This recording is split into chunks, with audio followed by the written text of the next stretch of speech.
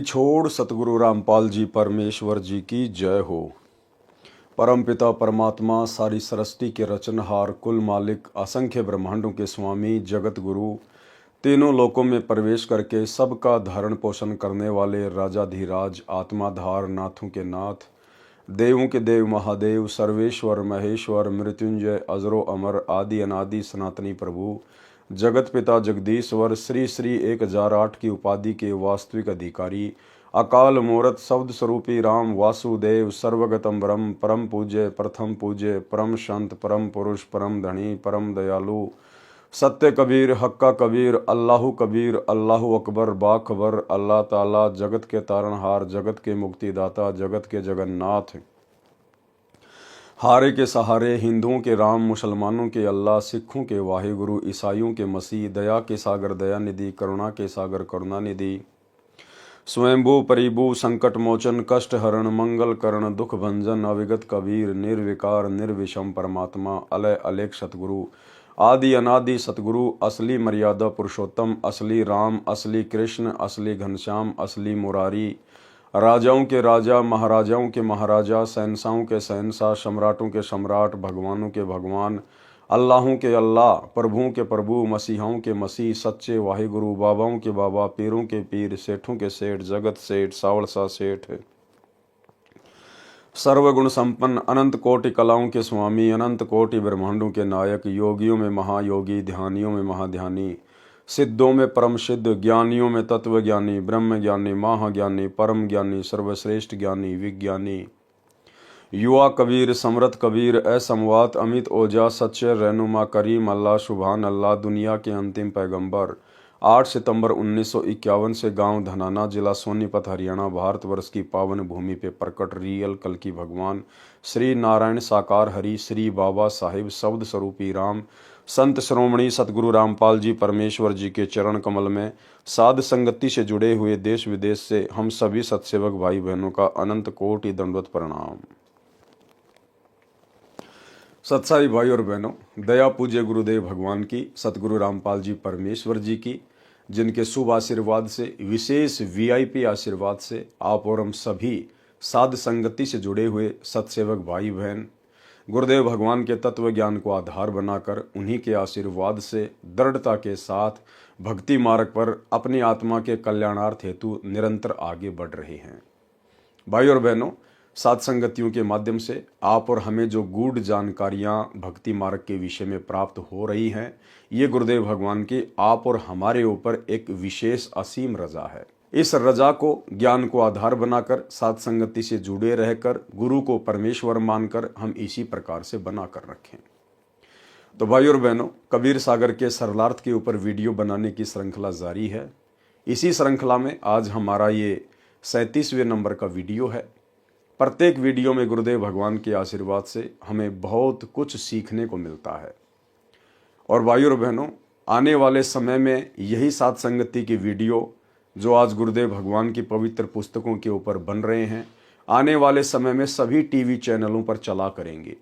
गुरुदेव भगवान के आशीर्वाद से जब ये सभी टीवी चैनल वाले गुरुदेव भगवान के आगे करबद्ध होकर प्रार्थना करेंगे कि हे गुरुदेव, हमें भी आपके कुछ सत्संग दे दीजिए, हे गुरुदेव, हमें भी अपने टीवी चैनलों पर चलाने के लिए कुछ दे दीजिए, उस समय गुरुदेव भगवान यही साध संगति के वीडियो भगत समाज को दृढ़ता प्रदान करवाने के लिए उन टीवी चैनल वालों को दिया करेंगे।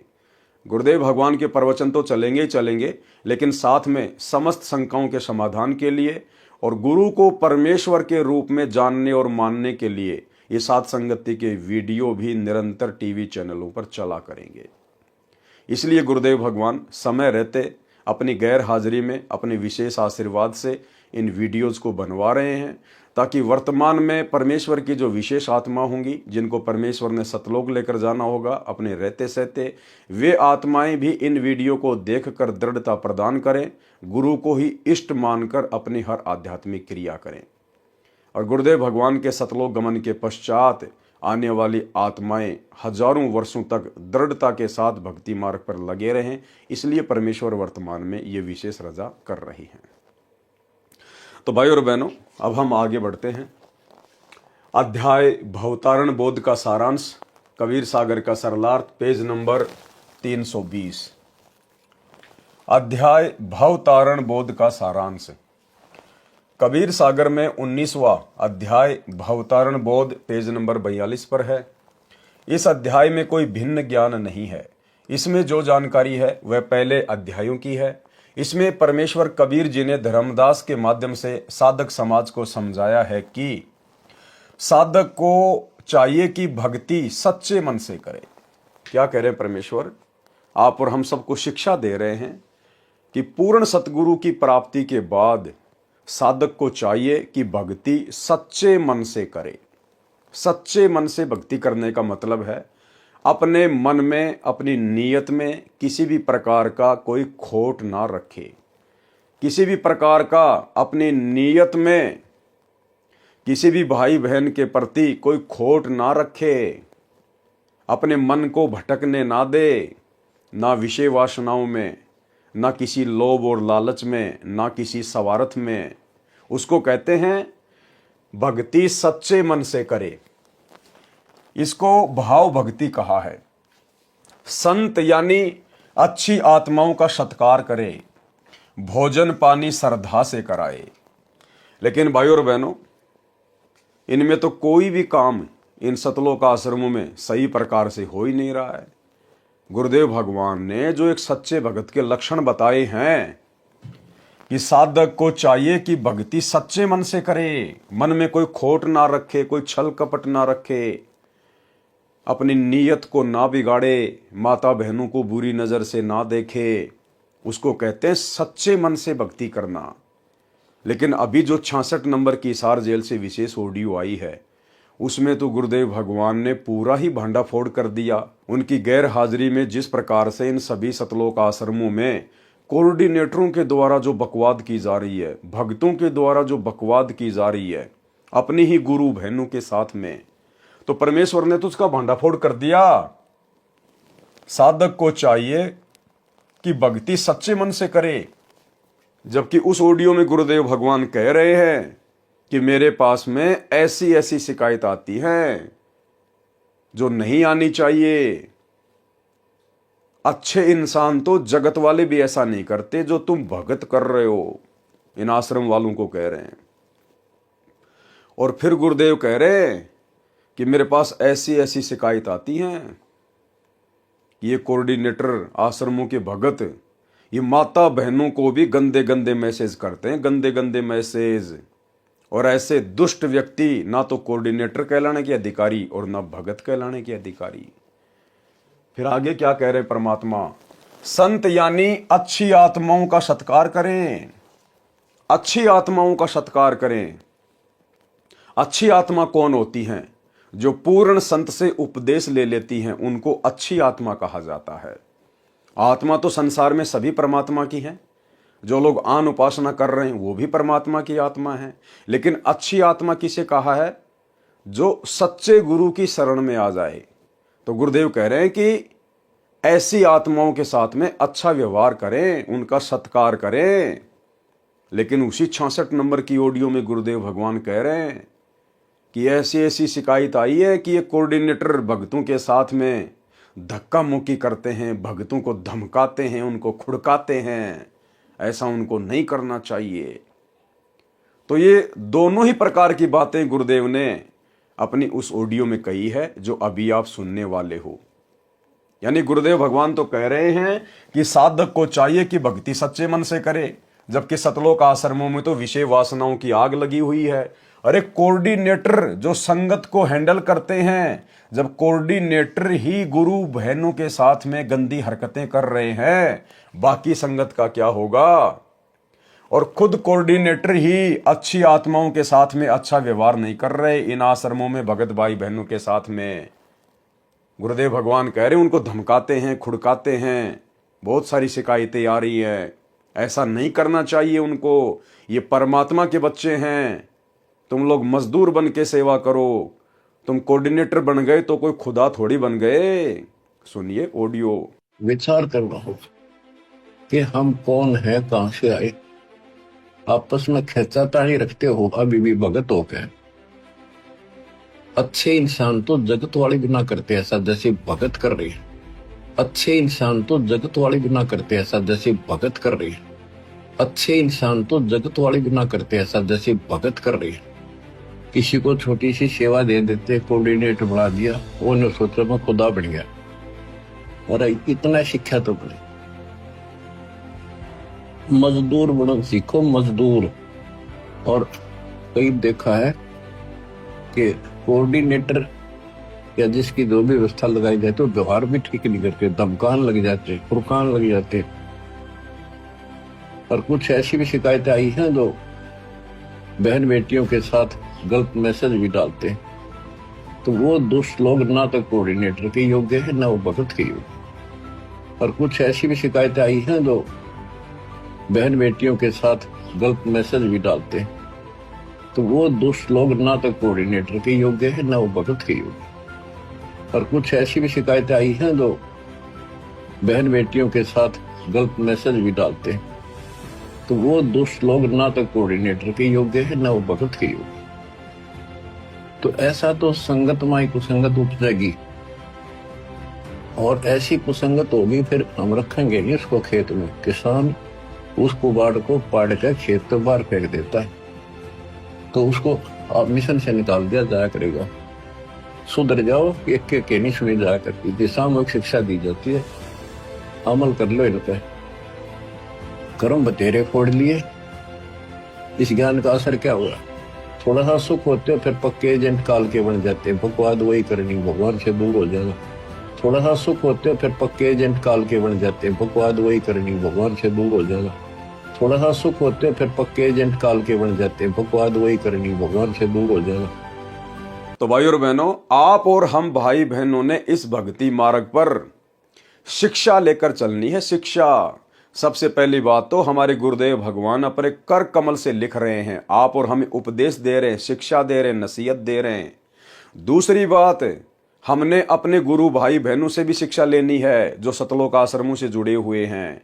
इन कोऑर्डिनेटरों से शिक्षा लेनी है, आश्रमों में आने वाली संगत से शिक्षा लेनी है कि हमने इन लोगों के जैसा व्यवहार भक्ति मार्ग पर नहीं करना चाहिए।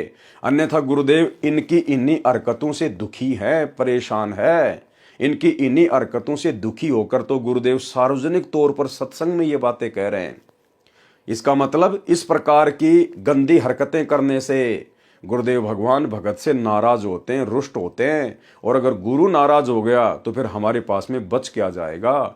तो हम भाई बहनों ने, जो गुरुदेव ने विशेष रजा बख्शी है, हमें साध संगति से जोड़ा है, हम भाई बहनों ने तो अपनी गुरु बहन हो या चाहे जगत की कोई बहन हो, हमने तो सबको परमेश्वर की आत्मा जानकर, गुरुदेव भगवान के बच्चे जानकर और अपनी बहन बेटी जैसा व्यवहार करना है। हमने तो गुरुदेव की वाणी पर चलना है कि पर नारी को देखिए बहन बेटी के भाव, कहे कबीर काम नाश का यही सहज उपाय। जबकि इन सतलोक आश्रमों में तो अपनी खुद की गुरु बहनों के साथ में भी गंदे गंदे व्यवहार। अब ऐसी तो वो गुरु बहनें और ऐसे ही वो कोऑर्डिनेटर और ऐसे ही वो गुरु भाई। तो भाई और बहनों, आप और हमने शिक्षा लेकर चलनी है। और ये कोऑर्डिनेटर और इन आश्रमों से जुड़े हुए भगत ये क्यों इस प्रकार की गंदी हरकतें अपनी गुरु बहनों के साथ करते हैं, आगे आपको दिखाएंगे। साधक को चाहिए कि भक्ति सच्चे मन से करें, इसको भाव भक्ति कहा है। संत यानी अच्छी आत्माओं का सत्कार करें, भोजन पानी श्रद्धा से कराएं। जो योगी हैं यानी हठ योग करते हैं, योग आसन तक ही सीमित हैं, सार शब्द सतगुरु से मिला नहीं है, वे कभी भव से यानी संसार से पार नहीं हो सकते। और साथ में भाई और बहनों, पूर्ण तत्वदर्शी संत की शरण में आने के बाद भक्तों ने ये मेडिटेशन भी नहीं करना है, ये योग भी नहीं करना है। कौन सा योग? जैसे बाबा रामदेव करता है, बाबा रामदेव लोगों को करवाता है बीमारियां ठीक करवाने के लिए। आप और हम भगत भाई बहनों ने सतगुरु रामपाल जी परमेश्वर जी की शरण में आने के बाद हमने ये योग भी नहीं करना है, हमने ये मेडिटेशन भी नहीं करना है, अन्यथा अब ये मनमाने आचरण में आएगा। विचार करने की बात है, जब हमारे गुरुदेव भगवान ने हमारे को कोई भी गेम खेलने से मना कर दिया है, वॉलीबॉल, फुटबॉल, बास्केटबॉल, बैडमिंटन, दौड़ वगैरह करना, जिम वगैरह में जाना, जिम्नास्टिक करना, कबड्डी वगैरह खेलना। गुरुदेव ने हमें किसी भी गेम को खेलने से मना किया है, क्योंकि उसके खेलने से हमारी सांसें बर्बाद होती है, हमारा समय बर्बाद होता है। इसलिए हमने ना तो कोई गेम खेलना है और ना हम भगत भाई बहनों ने भूलकर भी कोई योगा करना है, ना कोई मेडिटेशन करना है, ना योगा की कोई क्लासेस वगैरह ज्वाइन करनी है। मैं सोशल मीडिया पर देख रहा था, इंस्टाग्राम पर, सतलोक आश्रम मैनेजमेंट हरियाणा से जुड़ी हुई एक बहन, यानी सतगुरु रामपाल जी की शिष्या, उसकी आईडी है ई चौरसिया। तो मैंने देखा तो मुझे बड़ा झटका सा लगा। और सोशल मीडिया पर सतगुरु रामपाल जी की शिष्या कहलाने वाली उस लड़की की अभद्र फोटोएं देखकर जो योग करती है, लोगों को योग सिखाती है, मेरे को बिल्कुल भी अच्छा नहीं लगा।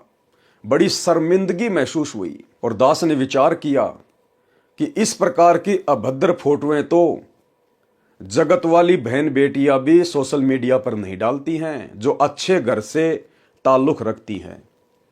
और संत रामपाल जी की शिष्या होके एक लड़की योग कर रही है, खुले में कर रही है, पार्क में कर रही है, और अभद्र तरीके से वो फोटोएं फिर सोशल मीडिया पर वायरल कर रही है।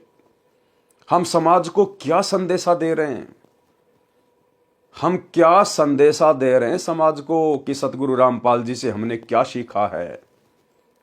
तो ये योग वगैरह भी सतगुरु रामपाल जी परमेश्वर जी की भक्ति प्राप्त होने के बाद में ये जो है बिल्कुल भी हमने त्यागना पड़ेगा।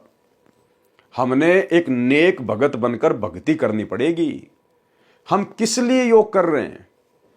क्या जरूरत है हमें योग करने की?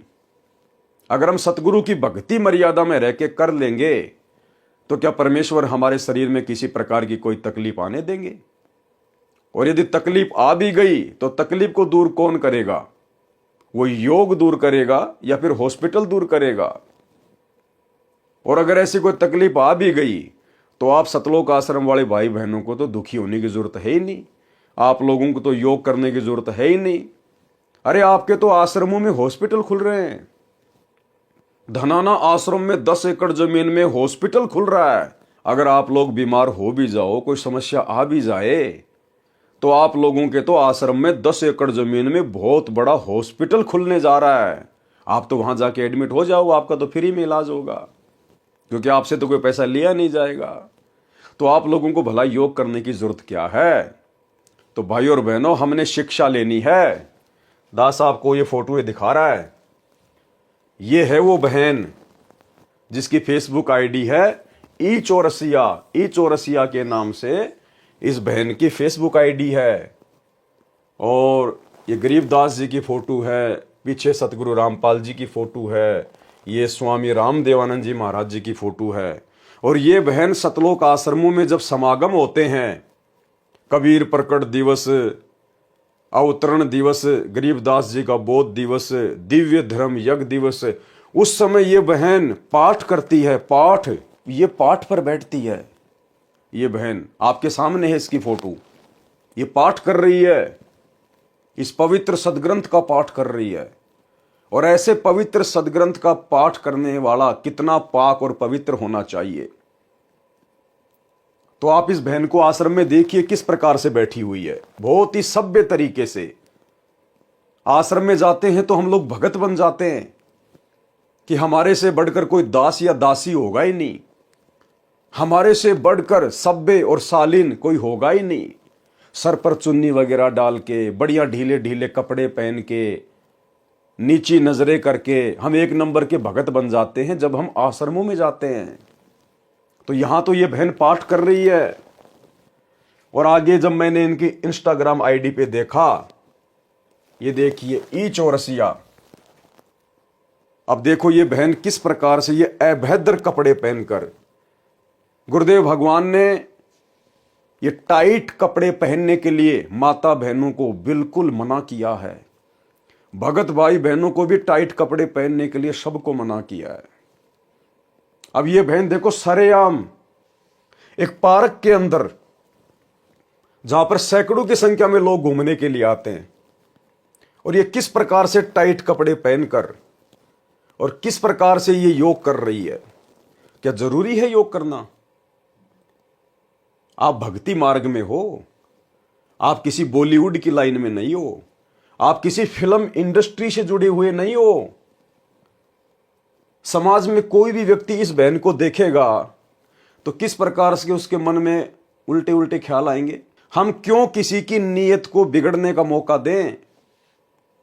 हम क्यों किसी के मन में हमारे प्रति उल्टे उल्टे गंदे गंदे विचार लाने का मौका दें? इसीलिए गुरुदेव भगवान ने हमें मना किया है कि जो सत्संगी माता बहनें हैं उन्होंने तो बाजू तक के ब्लाउज या अन्य कोई वस्त्र भी नहीं पहनने। अगर कोई ब्लाउज वगैरह पहनती है या जैसा भी है तो बिल्कुल कोहनी से नीचे तक की उनकी बाजू होनी चाहिए।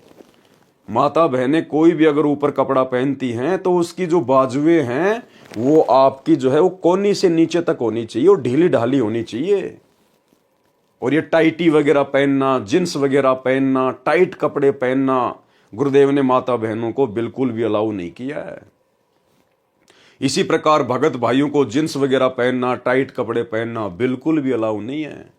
और ये बहन देखो किस प्रकार से टाइट कपड़े पहनकर, जैसे बॉलीवुड की जो ये एक्ट्रेस होती हैं, ये फिल्मों में टीवी सीरियल में जो लड़कियां काम करती हैं, जो अपना अंग प्रदर्शन करती हैं डायरेक्टर को लुभाने के लिए और अधिक काम प्राप्त करने के लिए, फिल्में प्राप्त करने के लिए, और सरेआम सतगुरु रामपाल जी की शिष्या होकर ये बहन एक पार्क में सार्वजनिक तौर पर किस प्रकार से अपना प्रदर्शन कर रही है। इसको तो बहुत अच्छा लग रहा होगा कि मैं एक योग टीचर हूं, मैं लोगों को योगा सिखाती हूं। अरे हमें गुरुदेव ने भक्ति सिखाई है, हमें गुरुदेव ने जो भक्ति सिखाई है हमने उसको मर्यादा में रह के करना है। ये अभद्र हरकतों में आता है, ये गंदी हरकतों में आता है। संत रामपाल जी की शिष्या होने के बावजूद आम सांसारिक माता बहनें जो गुरुदेव के ज्ञान से अपरिचित हैं वो जो मर्जी करें, हमें उनसे कोई लेना देना नहीं है। लेकिन जब हमारी खुद की माता बहनें इस प्रकार की हरकतें करती हुई नजर आती हैं और फिर सोशल मीडिया पर उन फोटो को वायरल करती है तो भाई हमारा सर शर्म के मारे नीचे झुक जाता है। तो हम जो साथ संगति से जुड़े हुए भाई बहन है ना, आप और हमने भूलकर भी ये योग वगैरह नहीं करने हैं। हमने अपने गुरुदेव की भक्ति पर विश्वास करना है। परमेश्वर हमें ऐसी कोई बीमारी लगने नहीं देंगे, हमें ऐसी कोई तकलीफ परमात्मा आने नहीं देगा यदि मर्यादा में रह के भक्ति करेंगे तो ये देखिए किस प्रकार की बेहुदी और घटिया हरकतें संत रामपाल जी की शिष्या होने के बाद क्या ज्ञान समझा इन्होंने। ये देखिए ई चौरसिया, ये इनकी दूसरी फोटो है।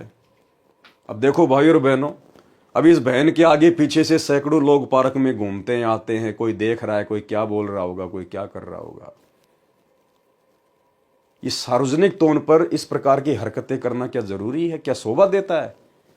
अरे अगर योग भी आपको करना है, यदि आपको अपने गुरुदेव की आज्ञा का पालन नहीं करना है, आपने यदि भक्ति मर्यादा में रह के नहीं करनी है, आपको यदि विश्वास नहीं है भक्ति पर, तो अपने घर पर एक बंद कमरे में कर लीजिए जो भी आपने करना है। ये संत रामपाल जी के भगत बनकर फिर इस प्रकार की बेहुदा हरकतें, बेहुदा इस प्रकार की एक्टिंग, ये सार्वजनिक तौर पर गार्डन में जाकर, पार्कों में जाकर क्यों करते हो आप लोग? क्यों अपने गुरुदेव भगवान को शर्मिंदा करते हो? तो ये माता बहनों को शोभा नहीं देता है, बिल्कुल शोभा नहीं देता माता बहनों को। ये आने वाले समय में आप और हम सब ने एक शिक्षा लेनी है। आने वाले समय में भगत भाई बहनों ने शिक्षा लेनी है।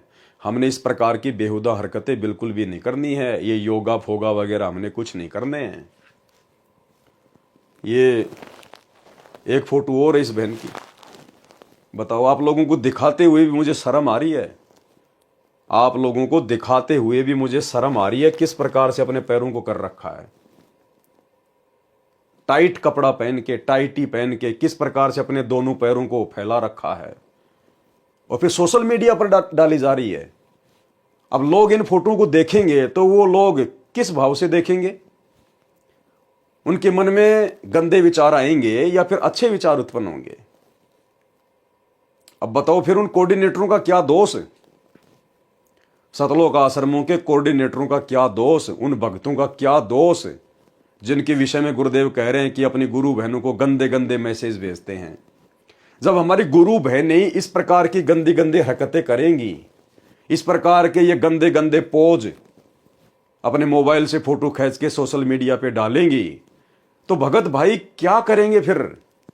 ये कामदेव तो इन आश्रमों में बैठा ही है, फिर और क्या करेगा बताइए? इसलिए गुरुदेव भगवान ने दुखी होकर सार्वजनिक तौर पर हिसार जेल से आने वाली ऑडियो नंबर 66 में इन सब बातों का जिक्र करना पड़ा कि अभी तो तुम भक्ति के निकट भी नहीं हो, अभी तो भक्ति के निकट भी नहीं हो, और अच्छे इंसान तो जगत वाले भी ऐसा नहीं करते जैसा तुम भगत कर रहे हो। एक अच्छे घराने की, इज्जतदार घराने की माता बहनें भी आपको इस प्रकार से ऐसे पोज में अपनी फोटोएं सार्वजनिक तौर पर सोशल मीडिया पर डालती हुई नजर नहीं आएंगी जो सतगुरु रामपाल जी की शिष्याएं कर रही हैं। क्या हासिल करना चाहती हैं ये माता बहनें? पब्लिसिटी की भूख है क्या? बॉलीवुड की कोई हीरोइन बनना है क्या? भाई और बहनों, साध संगति से जो माता बहनें जुड़ी हुई हैं, उन माता बहनों को यदि कोई 100 करोड़ रुपए का भी ऑफर करे ना, 100 करोड़ रुपए का ऑफर, कि आपको 100 करोड़ रुपए दिए जाएंगे या आपको भारत देश का प्रधानमंत्री बना दिया जाएगा, आपको इंद्र का राज्य दे दिया जाएगा, आपको 21 ब्रह्मांड का स्वामी बना दिया जाएगा, आप साथ संगति से जुड़ी हुई माता बहनें हमें एक पोज ऐसा दे दो, एक। वो माता बहनें क्या करेंगे पता है? थू, उसी समय 5 बार थूकेंगी और बोलेंगे भैया पानी पीना तो पी लीजिए, भंडारा करना तो कर लीजिए, अन्यथा यहां से चलते बनिए। आपने गंदी जुबान से ऐसी बातें हमारे घर में दोबारा ना बोलिए। हमारा घर आश्रम है, हमारे आश्रम में इस प्रकार की बातें भी शोभा नहीं देती हैं। ये गंदे कर्म करना तो बहुत दूर की बात है। तो भाई और बहनों, ये विचारणीय विषय है, विचारणीय विषय। इसलिए सतगुरु रामपाल जी भगवान हिसार जेल से आने वाली ऑडियो में दुखी मन से, दुखी आवाज में, रोते हुए सत्संग कर रहे हैं कि मैं रोवत हूं सृष्टि को, ये सृष्टि रोवे मोहे, और गरीब दास इस वियोग को समझ न सकता कोई। कि सतगुरु हमें क्या बनाने आए हैं, हमें क्या अनमोल वस्तु प्राप्त हो गई है, सतगुरु ने हमें क्या कीमती वस्तु दे दी है, हमारा टारगेट क्या होना चाहिए? ये पब्लिसिटी प्राप्त करना या फिर योग टीचर बनकर दुनिया भर के अवार्ड जीतने हैं, या फिर ये फिगर वगैरह मेंटेन रखना है, अपने शरीर को मेंटेन रखना? कितने दिन मेंटेन रखोगे? इस हार्ड मास के ढांचे को कितने दिन मेंटेन रखोगे? वो बॉलीवुड की वो पुरानी पुरानी हीरोइन जो अपने जमाने में, अपने टाइम में अपने फिगर को मेंटेन रखा करती थी, आज उनके फिगर को देखते ही उल्टी आती है, उल्टी। तो भाई और बहनों, चाहे सतगुरु रामपाल जी की कोई शिष्या हो, चाहे कोई शिष्य हो, अगर हम लोग भगत बनने के लिए निकले हैं तो भाई भगत बन के दिखाओ अपने गुरुदेव को भगत। तो हम सत्सेवक भाई बहनों ने सतलोक आश्रमों से जुड़ी हुई हमारी गुरु बहनों से, हमारी माताओं से हमने शिक्षा लेनी है। हमने ये भद्दी हरकतें नहीं करनी है सार्वजनिक तौर पर या अपने घर पर, कैसे भी। हमने तो सोचना भी नहीं है। हमारे गुरुदेव भगवान अंतर्यामी है। बकवाद चाहे आप अपने घर में बैठकर कर लो या चाहे किसी गार्डन में बैठ के कर लो, गुरुदेव भगवान अंतर्यामी है, उनसे कुछ भी नहीं छुपा हुआ है। तो हम भाई बहनों ने सावधान रहना है, ये गलतियां हमने बिल्कुल भी नहीं करनी है। इसीलिए तो इन आश्रमों से जुड़े हुए भगत और कोऑर्डिनेटर ऐसी ऐसी गंदी हरकतें देखकर, ऐसे ऐसे अश्लील पोज देखकर, ये फोटोएं देखकर फिर इनका मन करता है उनके साथ में प्रेम प्रसंग की बातें करने के लिए, उनको अपनी तरफ लुभाने के लिए, क्योंकि भगत के तो कोई लक्षण इनमें दिखाई दे नहीं रहे। तो बताओ फिर कोऑर्डिनेटर कहां से भगत बन जाएंगे? वो कहां से राजा हरिश्चंद्र बन जाएंगे जब हमारी खुद की गुरु बहनें ही मलाइका अरोड़ा बन के घूम रही हैं? भाई और बहनों, विचारणीय विषय है, विचारणीय विषय। बुद्धि बिल्कुल ऑफ कर रखी है काल भगवान ने सतलोक आश्रमों से जुड़े हुए भाई बहनों की। तो ये हम आप और हम सभी सच्चे भाई बहनों ने ध्यान रखना है। जो योगी हैं यानी हठ योग करते हैं, योग आसन तक ही सीमित हैं, सार शब्द सतगुरु से मिला नहीं, वे कभी भव से यानी संसार से पार नहीं हो सकते। जो दान करते हैं और सतगुरु से सच्चा भक्ति मंत्र प्राप्त नहीं है तो उनका मोक्ष नहीं है, केवल दान का फल अगले जन्म में मिल जाएगा।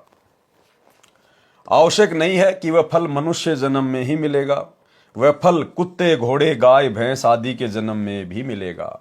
यदि सतगुरु से सत्य साधना प्राप्त है और भक्ति करता है, दान भी देता है, तो उसका मोक्ष हो जाता है। उसको दान का फल इसी जन्म में भी आवश्यकता अनुसार मिलता है। अब आगे की लाइन को ध्यान से पढ़ना। यदि किसी कारण से मोक्ष प्राप्त नहीं हुआ तो पुनर्जन्म मानव का मिलता है, वह दान अगले जन्म में मानव शरीर में मिलता है। विचार करना भाई और बहनों, साध संगति में कही गई प्रत्येक बातों का समर्थन आपको अब यहां गुरुदेव के कर कमल से लिखित इन पुस्तकों में मिलता चला जाएगा। दास आप सभी भाई बहनों को बार बार कहता है और जोर देकर कहता है कि भाई और बहनों, अब हमने गलतियां करने से बचना चाहिए, बल्कि हमने गलतियां करने की सोचनी भी नहीं चाहिए। जब तक सतगुरु रामपाल जी परमेश्वर जी के चरण कमल इस धरती पर हैं, तब तक ही मोक्ष के दरवाजे खुले हुए हैं। जिस दिन ये सतगुरु अपनी लीला समेट कर और इस पृथ्वी लोक से संत रूप में जो आए हुए हैं, सतगुरु रूप में जो आए हुए हैं, जिस दिन ये गवन कर गए, उसके बाद मोक्ष की उम्मीद मत करना। इसलिए परमात्मा कहते कि ये थोड़ा सा समय मिला है तुम्हें, थोड़ा सा समय, ये प्राइम टाइम। अब क्या कह रहे हैं परमात्मा?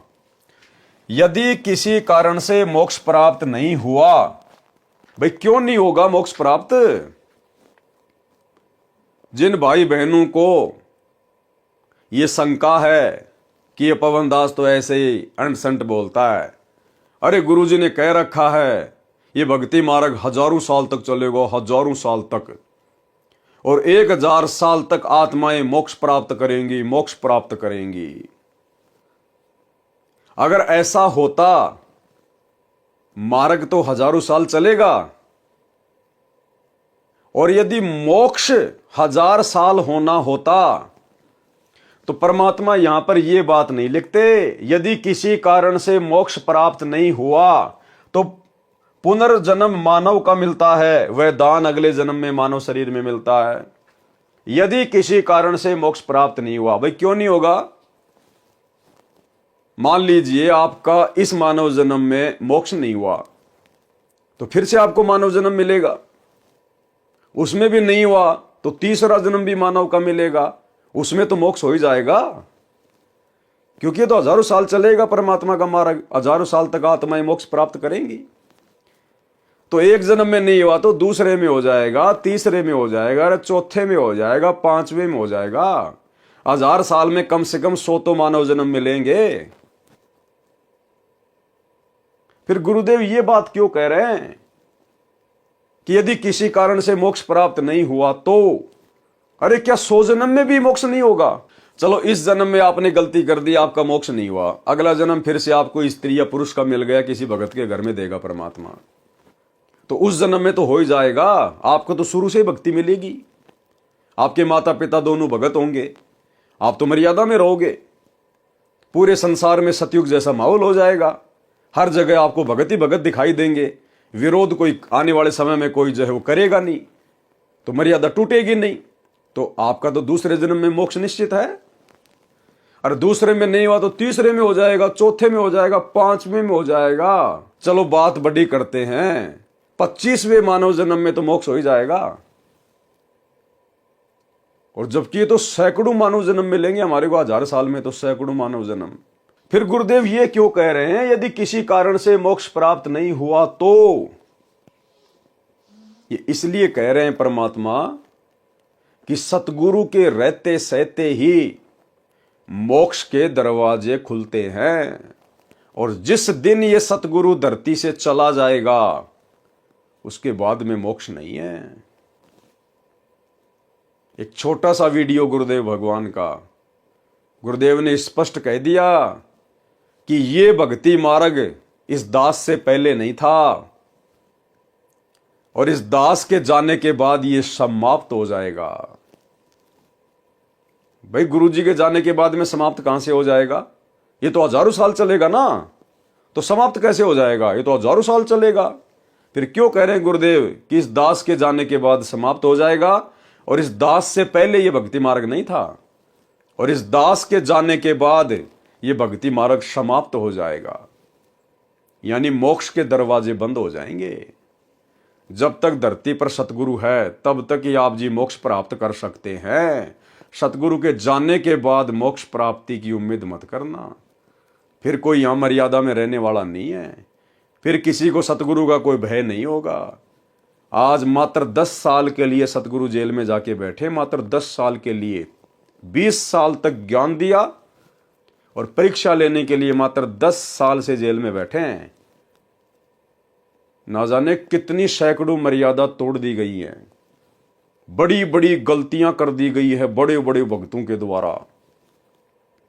स्टेडियम बनाना, हॉस्पिटल बनाना, गुंडों का समर्थन करना, 5-5 लाख रुपया राजपूत करनी सेना को चंदे के रूप में देना, आरक्षणों में भक्तों को बैठाना, बिरानी आग में झोंक देना, करोड़ों रुपया चंदे के रूप में जाट आरक्षण में देना,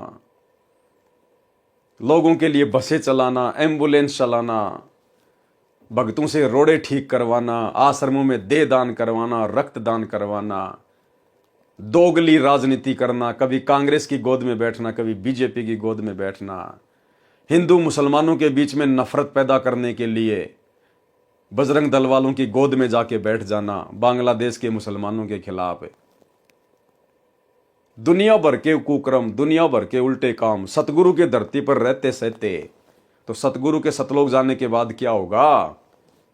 किसी को कोई डर ही नहीं होगा, किसी को कोई भय नहीं होगा। इसलिए तो गुरुदेव कहते हैं यदि मेरे रहते सहते पार नहीं हुए तो आगे कैसे पार हो जाओगे? ये शब्द है सतगुरु के, शब्द सैन सतगुरु की पहचान है, पावे अटल सुहाग रे। कि यदि मेरे रहते सहते पार नहीं हुए तो आगे कौन से पार हो जाओगे?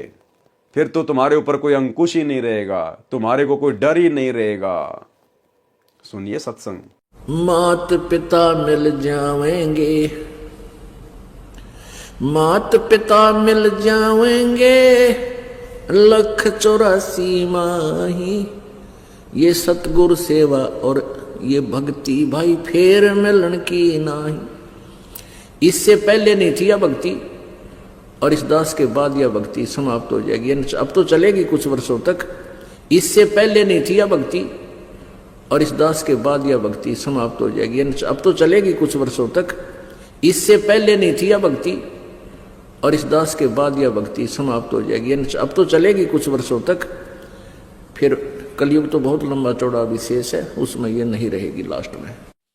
तो आ गई होगी आपकी बात समझ में क्यों सतगुरु इतना जोर लगाकर कह रहा है कि अगर तुम अब भी पार नहीं होगे मेरे रहते सहते तो मेरे जाने के बाद में कौन से पार हो जाओगे। इसलिए गुरुदेव भगवान ने कहा है कि ये भक्ति, ये मोक्ष वाली भक्ति ना तो आज से पहले थी और मेरे जाने के बाद ये समाप्त हो जाएगी। जिस दिन गुरु जी के पावन चरण कमल धरती से उठ गए संत रूप में, उसके बाद मोक्ष की उम्मीद मत करना। इसलिए अगर सिर धड़ की बाजी लगानी है, अपना तन मन धन अपने गुरु जी के चरणों में समर्पित करना है तो उनके रहते सहते कर दीजिए, ये मौका फिर नहीं मिलेगा। सुनिए गुरुदेव का सत्संग। चलो मान ले ईब आपने सुख भी हो गया, रह भी गए और कंटिन्यूस 5-6 जन्म आपके मनुष्य के भी हो जाएंगे इस कमाई थे वर्तमान के भक्ति से। और आगे सरदार, क्योंकि आगे घटेगी जब दास यहाँ मौजूद है, अभी गलती करोगे तो आगे कौन से पार हो जाओगे तुम। और आगे सरदार, क्योंकि आगे घटेगी जब दास यहाँ मौजूद है, अभी गलती करोगे तो आगे कौन से पार हो जाओगे तुम। और आगे सरदार, क्योंकि आगे घटेगी जब दास यहाँ मौजूद है। अभी गलती करोगे तो आगे कौन से पार हो जाओगे तुम। अब तो हर तरह से मर्यादा आपको समझाता हूं, ये बताता हूं ये गलती मत करो, तुम्हें फाउल पॉइंट बताता हूं कि ये गलत, ये पॉइंट फाउल है, तेरा नाम खंड हो गया। तो अब भी जर रह जाओगे तो फिर आगे कैसे पार होगे तुम। तो अब भी जर रह जाओगे तो फिर आगे कैसे पार होगे तुम। तो अब भी जर रह जाओगे तो फिर आगे कैसे पार होगे तुम।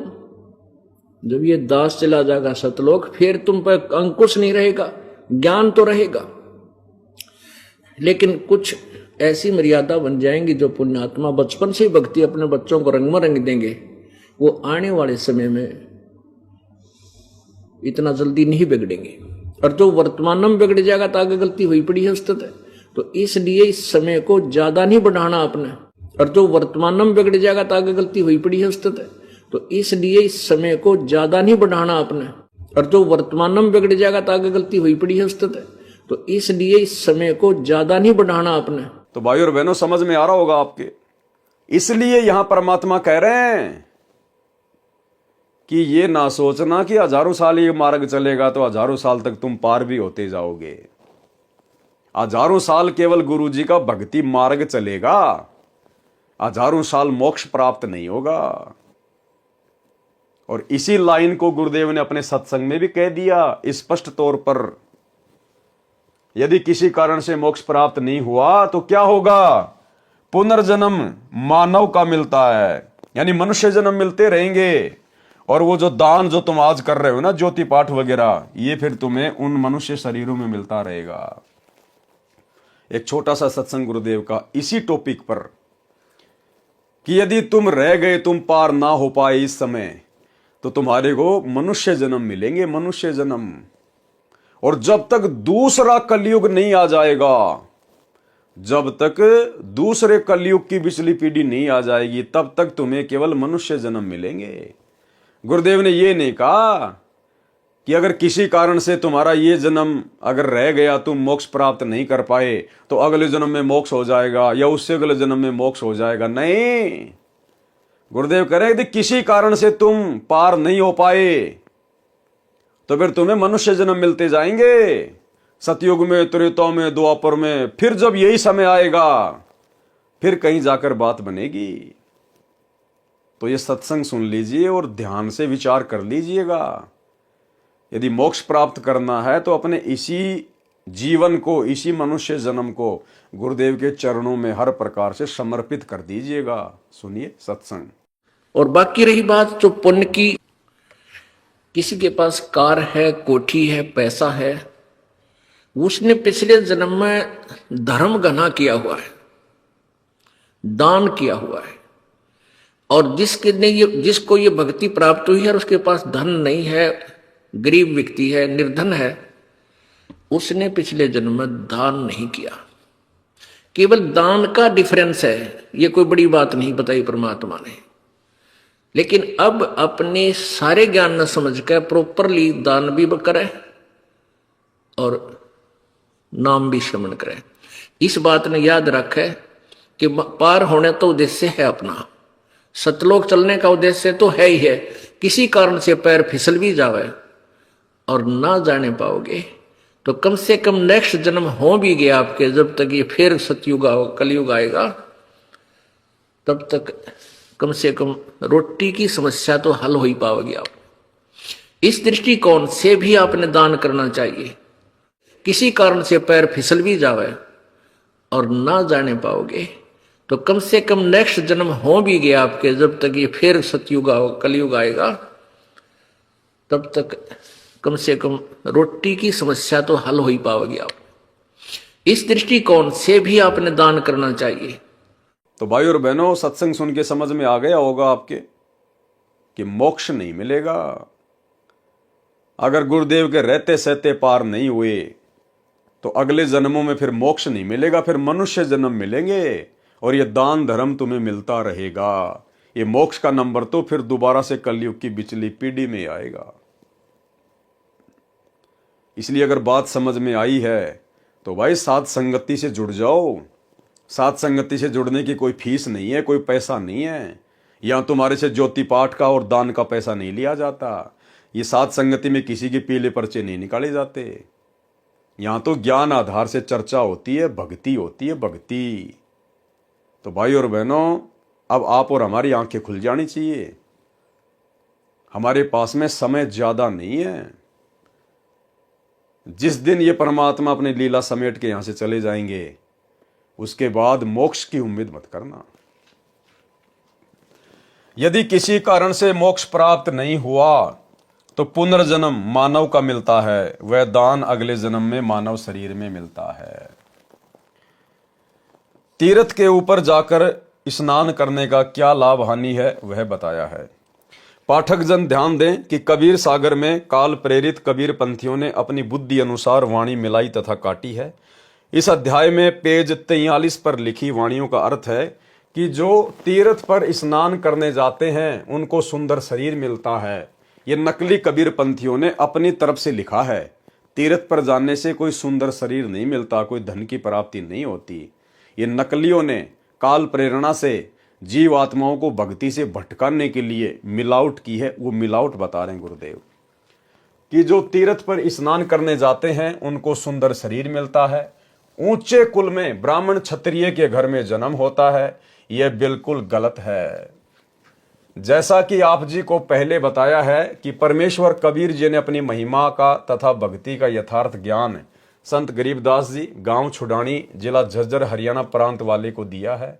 उनका ज्ञान योग दिव्य दृष्टि खोल दी थी।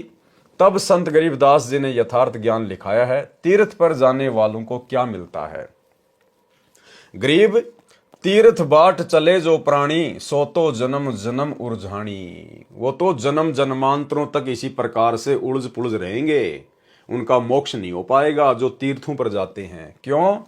जहां तीर्थ पर कर है दानम, जो तीर्थों पर जाकर दान धर्म करते हैं, ता पर जीव मरत हैं अरबानम। अरबों जीवों की हत्या होती है वहां पर। आप जी सैकड़ों किलोमीटर जाते हो तीर्थों की यात्रा के लिए, कोई पैदल जाता है, कोई बस से, कोई ट्रेन से, कोई अपनी पर्सनल गाड़ी से। उस तीर्थ पर जाने का मान लीजिए एक फल मिलता है, और आपने उस तीर्थ पर जाते और आते समय कितने अरबों जीवों की हत्या कर दी आपने, अरबों जीवों की।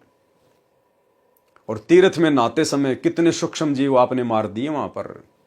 तो कहते हैं वो तो जन्म जन्मांतरों तक उलझा रहेगा काल की भूल भुलैया में। गोते गोते पड़ी है भारम, गंगा जमुना गए केदारम। भावार्थ, जो श्रद्धालु तीर्थ स्थान के लिए जाता था वह पैदल जाता था। वर्तमान में गाड़ी से, मोटरसाइकिल से जाते हैं। रास्ते में जितने जीव यात्रा में मरते हैं वे तीर्थ यात्री के पाप कर्मों में लिखे जाते हैं। तीर्थ के अंदर जल में स्नान करने से कोई लाभ नहीं होता। यदि वहां दान करते हैं, वह दान कहीं कर लो, उसका फल अवश्य मिलता है, चाहे पशु पक्षी के जीवन में मिले। तीर्थ पर जाकर किए दान के साथ अरबों जीव मरने का पाप भी साथ लिपट गया। अब आप विचार करें कि तीर्थ स्नानार्थ जाने वालों को क्या लाभ या हानि होती है। गीता अध्याय 17 श्लोक 22 में कहा है कि कुपात्र को दिया दान लाभ के स्थान पर हानि करता है। कबीर परमेश्वर जी ने कहा है कि कबीर गुरु बिन माला फेरते, गुरु बिन देते दान, गुरु बिन दोनों निष्फल है, पूछो वेद पुराण। यानी दान केवल सुपात्र को दिया जाता है। ज्योति पाठ का पैसा केवल सुपात्र को दिया जाता है, और सुपात्र पूरी सृष्टि में केवल सतगुरु रामपाल जी हैं। इसके अलावा सब कुपात्र हैं, कुपात्र। और कुपात्र को दान धर्म का पैसा नहीं दिया जाता, ज्योति पाठ का पैसा नहीं दिया जाता है। और इन आश्रमों में जाकर आप भाई बहनों ने गुरुदेव के बेटा बेटियों को, इन कोऑर्डिनेटरों को, आश्रम संचालकों को, क्योंकि आपका दान बाद में इन्हीं के हाथों में तो जाता है, आप तो दान पेटी में डाल देते हो, लेकिन फिर वो पैसा जाता किसके हाथ में है? गुरुदेव के परिवार के हाथ में, कोऑर्डिनेटरों के हाथ में, आश्रम संचालकों के हाथ में। और आपके दान का फिर आप ही की आंखों के सामने सरेआम दुरुपयोग किया जा रहा है, क्योंकि ये कुपात्र है, ये काल प्रेरित हैं। काल इनसे आपके दान का दुरुपयोग ही करवाएगा। और आपका दान फिर कहां कहां लगाया जा रहा है? 10 एकड़ जमीन में हॉस्पिटल बनाया जा रहा है। क्या आवश्यकता है आश्रम में हॉस्पिटल बनाने की? अगर आप लोगों को बीमार होने का इतना डर है तो दुनिया भर के हॉस्पिटल है, कहीं भी अपना इलाज करवा लो। आश्रम में हॉस्पिटल खोल के भक्तों का करोड़ों रुपया बर्बाद करवाने की क्या जरूरत है? मात्र धनाना गांव में अपना आश्रम चलाने के लिए कि गांव वाले हमारा विरोध ना करें, धनाना गांव के बच्चों के लिए 1 करोड़ रुपए की लागत का बैडमिंटन का स्टेडियम बना दिया गया, जबकि गुरुदेव तो ताश खेलने के लिए भी मना करते हैं, सहयोग के लिए भी मना करते हैं। आपकी आंखों के सामने ये कुपात्र आपके दान धर्म का, ज्योति पाठ के पैसों का नाजायज प्रयोग कर रहे हैं। गुंडों की सीबीआई जांच के लिए 5 लाख रुपए दे दिए गए राजपूत करणी सेना को राजस्थान के अजमेर की रैली में। जाट आरक्षण में 2-3% आरक्षण के लिए सरकार के साथ में हरियाणा के जाट लड़ाई कर रहे थे। अरे हमने बिरानी आग में जाकर कूदने की क्या आवश्यकता थी भाई? हम भगत हैं, हमने तो सतलोक में चाहिए आरक्षण, सतलोक में। और सतलोक में आरक्षण प्राप्त करने के लिए, जगह प्राप्त करने के लिए हमने धरने देने की जरूरत नहीं है, रैलियां निकालने की जरूरत नहीं है। हमारा बाप जगत सेठ है सतगुरु रामपाल जी, उसके पास कोई कमी नहीं है, कितना ही प्रतिशत आरक्षण ले लो। लेकिन उन जाटों के कहने पर और सतलोक आश्रम मैनेजमेंट हरियाणा ने, इन कोऑर्डिनेटरों ने लाखों की संख्या में भक्तों पर जाट आरक्षण में धरनों पर बैठा दिया। और कभी 11 लाख, कभी 5 लाख रुपए जाट आरक्षण संघर्ष समिति वालों को चंदे के रूप में दिए जा रहे हैं। अब वो जाट क्या करेंगे? वो हुक्का पाड़, वो नशेड़ी, वो राजनीति करने वाले लोग क्या करेंगे आपके दान धर्म का? इसलिए परमात्मा मना करते हैं कि कुपात्र को दान नहीं करना चाहिए, कुपात्र को दान नहीं करना चाहिए। एक कथा है छोटी सी द्रौपदी की, लेकिन शिक्षा बहुत गहरी है। परमात्मा ने बताया कि जब द्रौपदी अपने पिता राजा द्रुपद के घर पर थी, जब वो अनमैरिड थी, वो जनाना घाट पर अपनी सहेलियों के साथ में नहाने के लिए जाया करती थी। पूर्ण परमेश्वर को पता था, क्योंकि द्रौपदी किसी जन्म में उनकी आत्मा थी, उनकी शरण में थी। मालिक को पता था कि इस प्यारी आत्मा की शादी होने के बाद में इसके जीवन में एक ऐसी घटना घटेगी, इसको बेइज्जत किया जाएगा, इसको भरी सभा में नंगा किया जाएगा, चीरहरण होगा। इसलिए परमेश्वर ने पहले ही उससे दान लेना चाहा कपड़े का। और जब द्रौपदी अपनी सहेलियों के साथ में नहाने गई तो द्रौपदी ने देखा कि एक अंधा महात्मा और उस पानी में नहा रहा है, नदी में।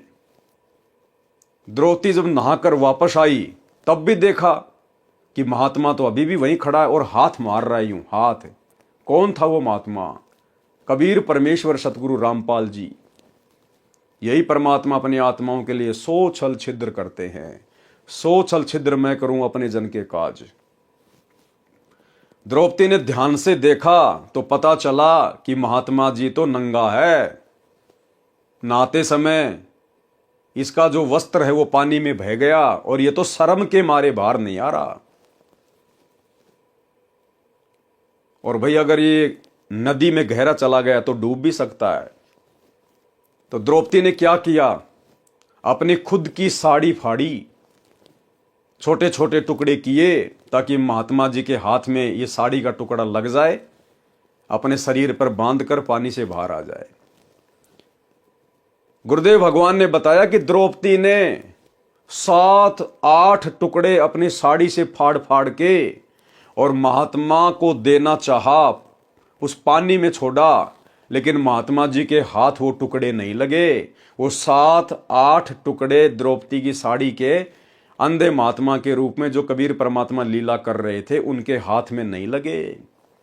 भाई वो तो परमात्मा था, वो तो एक ही टुकड़े को अपने हाथ में पकड़ सकता था, लेकिन जानबूझ के परमात्मा ने आज हम पिछली पीढ़ी वाले भक्तों को दान की महत्वता को समझाने के लिए वो लीला की।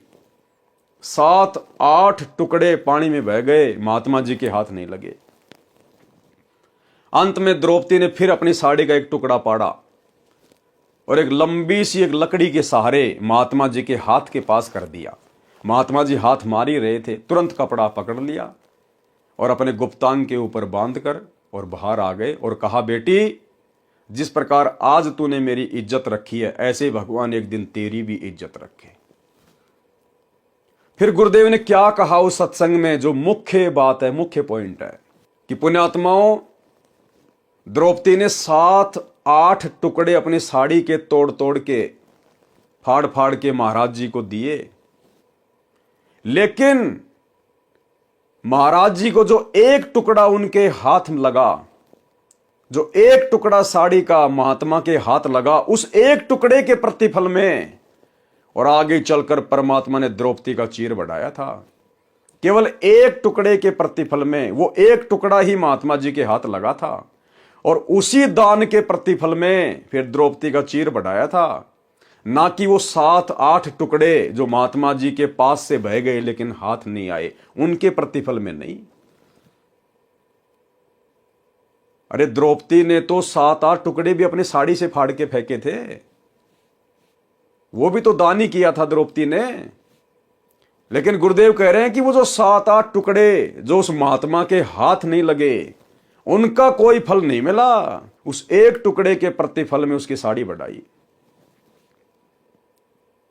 पहले आप ये सत्संग सुन लीजिए भाई और बहनों, सुनिए। धर्म बिना धापे नहीं ये प्राणी प्रपंच, आस बिरानी क्यों करत न दिया हो तो संच। यदि पहले दान किया तो आज मिलेगा, अन्यथा चाहे सिर पटक ले, चाहे कितने किसी प्रकार की तू अन्य साधना कर ले। हाँ, ये मान लीजिए तेरे भाग्य में नहीं है, पूर्व में दान नहीं कर पाया, तो अब आपको तरीका बताया जा रहा है, ऐसे कीजिए। प्रमाण है कि जैसे द्रौपदी ने उसी जन्म में एक अंधे महात्मा को एक बिल्हाता अर्थात 8-9 इंच का एक कपड़ा लंगोट टाइप, कोपीन टाइप बनाकर पाड़ कर दिया था। यानी वैसे तो उसने लगभग सारी साड़ी पाड़ पाड़ कर डाल दी थी नदी में। अंधा महात्मा था, हाथ नहीं लग गया, वह एक लकड़ी का लपेट कर उसके हाथ का लगा दिया। अर्थात उस इतने के कपड़े का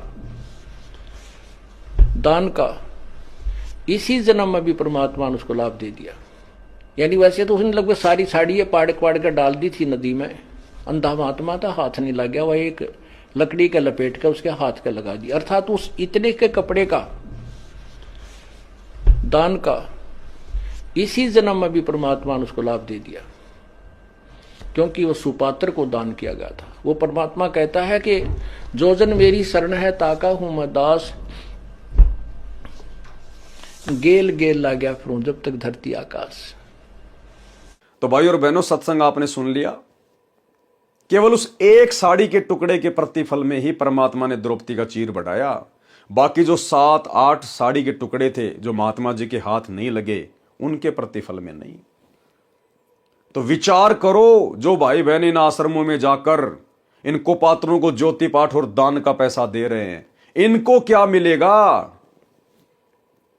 आपके पूज्य गुरुदेव भगवान तो हिसार जेल में बैठे हैं, परीक्षा का समय, और उनको तो 2 टाइम का खाना सरकार दे रही है, 2 जोड़ी कपड़े शरीर पर पहनने के लिए उनको सरकार दे रही है, छोटी मोटी जो भी सुविधा है उनको सरकार दे रही है। ये तुम्हारे दान धर्म का अरबों खरबों रुपया कहां जा रहा है? तुम्हारे गुरु के तो तुम्हारा 1 रुपया भी हाथ नहीं लग रहा, क्योंकि तुमने तो इन कुपात्रों को दिया सारा का सारा दान धर्म, अपने गुरु को तो दिया ही नहीं। तुम्हारे गुरु के हाथ तो तुम्हारा दान लगा ही नहीं। अरे तुम्हारा वर्तमान में 2014 बरवाला कांड के बाद से ज्योति पाठ और दान का पैसा तो द्रौपदी के उन साड़ी के टुकड़ों की तरह महात्मा जी के पास से होके गुजर रहे हैं, महात्मा जी के हाथ नहीं लग रहे। तुम्हें क्या मिलेगा? वो सत्संग हमें शिक्षा देता है, जो साड़ी का टुकड़ा महात्मा के हाथ लगा, उसी के प्रतिफल में महात्मा जी ने द्रौपदी का चीर बढ़ाया। तो आप भाई बहनों का वर्तमान में जो दान धर्म है, ज्योति पाठ का पैसा है, 10वें अंश का पैसा है, आप किसके हाथों में दे रहे हो? दान गुरु के हाथ में दिया जाता है या अपने गुरु भाइयों के हाथ में दिया जाता है? दान गुरु के हाथ में देने से सफल होता है या गुरु भाइयों के हाथों में देने से? गुरु बिन माला फेरते, गुरु बिन देते दान, गुरु बिन दोनों निष्फल है, चाहे पूछो वेद पुराण। चलो आपने दे दिया, उसके बाद कम से कम ये तो देखो अब तुम्हारे दान का क्या किया जा रहा है, दुरुपयोग। तुम्हारी आंखों के सामने उसी आश्रम में हॉस्पिटल बनाया जा रहा है, तुम्हारी आंखों के सामने उसी धनाना गांव में 1 करोड़ रुपए का बैडमिंटन का स्टेडियम बना दिया गया, तुम्हारे गुरुदेव की मर्यादाओं की धज्जियां उड़ा दी गई। कौन उड़वा रहा है? तुम लोग। ये दान धर्म का पैसा देके इनको पात्रों को तुम लोग अपने गुरुजी की मर्यादाओं की धज्जियां उड़ा रहे हो। अगर तुम इनको पात्रों का सहयोग ना करो आर्थिक रूप से या शारीरिक रूप से, तो ये बकवाद कहां से करेंगे?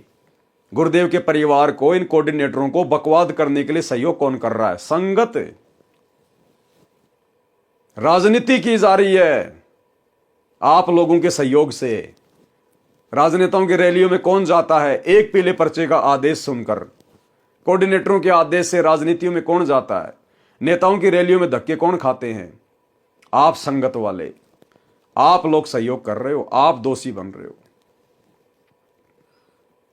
तो भाई और बहनों, इसलिए ये दास बार बार कहता है कि जितना संघर्ष और प्रयास सतगुरुदेव भगवान हमें अपने धरती पर रहते सहते सतलोक ले चलने के लिए कर रहे हैं, उससे कहीं ज्यादा प्रयास ये काल हम आत्माओं को सतगुरु के रहते सहते सतलोक जाने से रोकने के लिए कर रहा है।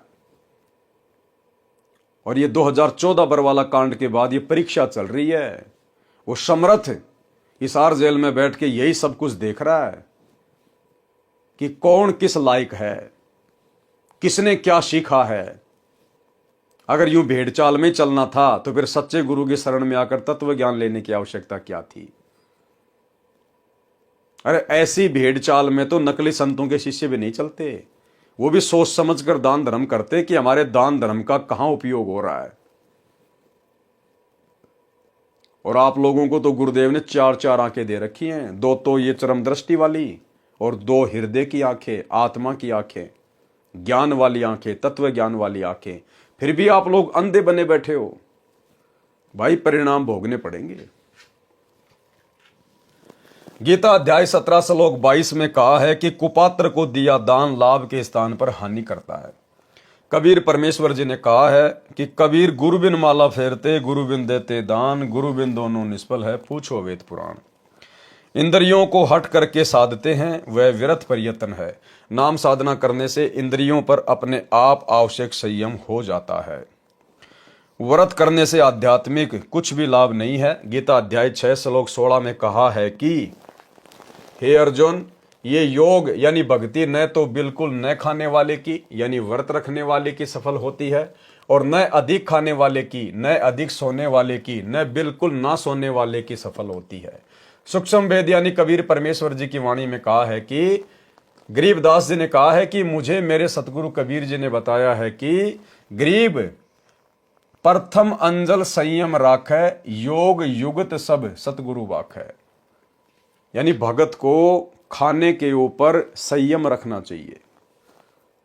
भगत ने इतना भी नहीं खाना चाहिए कि भक्ति बने ना, नींद आने लग जाए, शरीर टूटने लग जाए, और इतना थोड़ा भी नहीं खाना चाहिए कि बार बार भोजन याद आए, बार बार भोजन याद आए। तो गुरुदेव भगवान कहते प्रथम अंजल संयम राखे।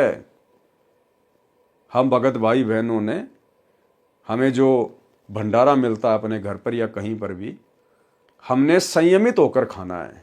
भोजन ज़्यादा स्वादिष्ट है या कोई मिठाई वगैरह है या अन्य कोई वस्तु है जिसमें आनंद आ रहा खाने में, तो ये नहीं कि खाए जाओ खाए जाओ खाए जाओ। परमात्मा कहते हैं प्रथम अंजल संयम राखै। आपने संयमित रहना है, संयमित। भक्ति को अधिक महत्व देना है। गरीब प्रथम अंजल संयम राखै, योग युगत सब सतगुरु बाखै। भावार्थ, अन्न तथा जल को सीमित खावें, न अधिक और न कम। ये भक्ति की विधि मेरे सतगुरु बताते हैं। तीनों देवताओं तथा ब्रह्म साधना का फल। यदि आप विष्णु जी की भक्ति करते हो और उसी को कर्ता मानते हो तो आप विष्णु विष्णु का नाम जाप करके विष्णु जी के लोक में चले जाओगे। अपना पुण्य समाप्त करके फिर पृथ्वी पर जन्म पाओगे। एक दिन विष्णु जी की भी मृत्यु होगी। इसलिए श्री विष्णु जी की भक्ति से गीता अध्याय 18 श्लोक 62 तथा अध्याय 15 श्लोक 4 वाली मुक्ति वह सनातन स्थान प्राप्त नहीं हो सकता। कबीर हरि नाम विष्णु का होई, विष्णु विष्णु जपे जो कोई। जो विष्णु को करता बतलावे, कहो जीव कैसे मुक्ति फल पावे। बहुत प्रीति से विष्णु ध्यावे, सो जीव विष्णुपुरी में जावे। विष्णुपुरी में निर्भय नाही, फिर के डार दे भूमाही। जब मरे विष्णु मुरारी, कहाँ रहेंगे विष्णु के पुजारी। ये फल विष्णु भक्ति का भाई, सतगुरु मिले तो मुक्ति पाई। इसी प्रकार ब्रह्मा जी का पुजारी ब्रह्मा जी के लोक में ब्रह्मपुरी में, तथा शिव जी का पुजारी शिव लोक में, तथा ब्रह्म यानी काल का पुजारी ब्रह्म लोक में जाता है। गीता अध्याय 8 श्लोक 16 में स्पष्ट किया है कि ब्रह्म लोक पर्यंत सब लोकों में गए साधक जन्म मरण में रहते हैं, वे पुनः लौटकर पृथ्वी के ऊपर आते हैं। इनसे भी गीता अध्याय 15 श्लोक 4 तथा अध्याय 18 श्लोक 62 वाली मुक्ति नहीं मिली, जहां जाने के पश्चात साधक फिर लौटकर संसार में नहीं आते। सनातन परम धाम तथा परम शांति प्राप्त होगी। परम शांति उसी को प्राप्त होती है जिसका फिर जन्म कभी न हो, सदा युवा बना रहे, कभी मृत्यु न हो। सब सुर यानी देवता तथा ऋषि मुनि उपरोक्त प्रभुओं की पूजा सेवा करते हैं, इसलिए उनको मोक्ष प्राप्त नहीं होता। ध्रुव प्रहलाद ने भी विष्णु की भक्ति की, उनका भी जन्म मरण रहेगा। 4 मुक्तियों की जानकारी बताई है। क्या कह रहे हैं भाई और बहनों, ध्रुव प्रहलाद ने भी विष्णु की भक्ति की, उनका भी जन्म मरण रहेगा। ध्रुव और प्रहलाद, आज गुरुदेव भगवान हमें उन आत्माओं के उदाहरण देते हैं भक्ति मार्ग पर दृढ़ता के लिए। और भाई और बहनों, वो ध्रुव प्रहलाद भी जन्म मरण में रहेंगे, जन्म मरण में। इस पिछली पीढ़ी में उनका भी उद्धार नहीं है, उनका भी मोक्ष नहीं है। इसलिए गुरुदेव भगवान कहते हैं कि तुम कितनी पुण्य आत्माओं हो, तुम्हारी महिमा मैं भी नहीं कर सकता। ब्रह्मा विष्णु महेश भी तुम्हारे नाखून के बराबर नहीं है भक्ति और पुण्य के मामले में, क्योंकि आप और हम भाई बहन ये सारे दुख, ये सारे जन्म, ये सारे संकट, सारी प्रोसीजर को पार कर चुके हैं। आप और हमारा पूर्ण मोक्ष प्राप्ति वाली लाइन में नंबर है। और यदि इस जन्म को हमने बर्बाद कर दिया, गुरु के रहते सहते यदि हम पार नहीं हो पाए, और पार क्यों नहीं हो पाएंगे, अपनी कमजोरी से नहीं हो पाएंगे। बाकी गुरुदेव ने तो कोई कमजोरी छोड़ी नहीं है, कोई कमी छोड़ी नहीं है। हर प्रकार से परमात्मा ने मोक्ष के प्राइम टाइम में लाके खड़ा कर दिया है। लोहा गर्म है बिल्कुल, सिर्फ चोट मारने की कमी है। तो भाई और बहनों, आप और हम क्या हैं जिस ध्रुव प्रहलाद के दुनिया किस्से कहानियां गाती हैं, जिनकी चर्चा है बच्चे बच्चे की जुबान पर, जिनका नाम है, जिनके इतिहास हैं। भाई और बहनों, आज वो भी इस मोक्ष प्राप्ति की लाइन में नहीं है, उनका भी इतना सौभाग्य नहीं है जो आप और हमारा है। उस परमेश्वर के लिए, सतगुरु रामपाल जी भगवान के लिए ध्रुव प्रहलाद भी इतनी प्यारी आत्मा नहीं है जितनी आप और हम हैं। और उसके बावजूद हमें गुरुदेव ने साध संगति से जोड़ दिया, मोक्ष प्राप्ति के ट्रेनिंग सेंटर से जोड़ दिया। अगर इस समय भी हम कोई गलती कर जाएंगे, अपनी कोई कमजोरी दिखा देंगे, तो भाई और बहनों फिर परमेश्वर हमसे कितने नाराज होंगे। और फिर कहते हैं, जानबूझ सांची तजे करे झूठ से ने, जाकी संगत है प्रभु शौपन में भी ना दे। फिर ये परमात्मा लंबे समय तक नहीं संभालेगा, लंबे समय तक। इसलिए गुरुदेव भगवान की इस रजा को हमने समझना होगा। ध्रुव प्रहलाद ने भी विष्णु की भक्ति की, उनका भी जन्म मरण रहेगा। 4 मुक्तियों की जानकारी बताई है। नंबर 1 सामीप्य, नंबर 2 सायुज्य, नंबर 3 सारूप्य, नंबर 4 सालोक्या। ये चारों मुक्तियों को प्राप्त भी जन्म मरण में रहते हैं। और 5वीं मुक्ति है सतलोक वाली मुक्ति, सतलोक वाली मुक्ति। इंद्र का शासनकाल 72 चतुर्युग का होता है। उपरोक्त विवरण 42 से 52 तक का है। उसके पश्चात देवताओं का राजा इंद्र भी मृत्यु को प्राप्त होकर पृथ्वी पर गधे का शरीर धारण करता है। इसलिए परमात्मा आप और हमारी आस्था यहां से हटाना चाहते हैं कि अगर तुम इस पिछली पीढ़ी में रह गए, फिर वो इंद्र तुम ही बनोगे। ब्रह्मा विष्णु महेश की लाइन में काल तुम्हें खड़ा करेगा। 88,000 ऋषि, गोरखनाथ, मच्छिंद्रनाथ जैसे ये काल फिर तुम्हें बनाएगा। तो इस समय यदि हम रह गए फिर क्या होगा? अगर बन गए देवताओं के राजा इंद्र फिर क्या होगा? अपनी सारी भक्ति कमाई बर्बाद करेंगे और फिर गधे से हमारा जीवन शुरू होगा, गधे से। आज हम मनुष्य शरीर में हैं, हम विचार कर सकते हैं गधे का जीवन और एक इंसान का जीवन। आज हमें परमेश्वर ने ये बुद्धि प्रदान की हुई है, हम लोग विचार कर सकते हैं, चिंतन मनन कर सकते हैं, किसी निष्कर्ष पर पहुंच सकते हैं। अन्य योनियों में फिर ये चिंतन मनन करने की हमें फिर ये सुविधा प्राप्त नहीं होगी। इसलिए परमात्मा कहते हैं मानुष जन्म पाई कर खोवे और सतगुरु विमुखा फिर युग युग रोवे। इंद्र का शासनकाल 72 चतुर्युग का होता है। उपरोक्त विवरण पृष्ठ 42 से 52 तक का है। उसके पश्चात देवताओं का राजा इंद्र भी मृत्यु को प्राप्त होकर पृथ्वी पर गधे का शरीर धारण करता है। एक हरि की भक्ति बिन राजा गधा होए, माटी लदे कुम्हार की घास न डाले कोई। तो ये देवताओं का राजा भी फिर गधा बनेगा। पृष्ठ 53 पर लिखा है अनाम अक्षर के माही, नी अक्षर कोई जानत नाही। भावार्थ, अनाम कहा जाने वाला सार शब्द अक्षर में है, परंतु वह वेदों, गीता, पुराण में लिखे अक्षर ज्ञान में नहीं है, इसलिए नी अक्षर कहा जाता है।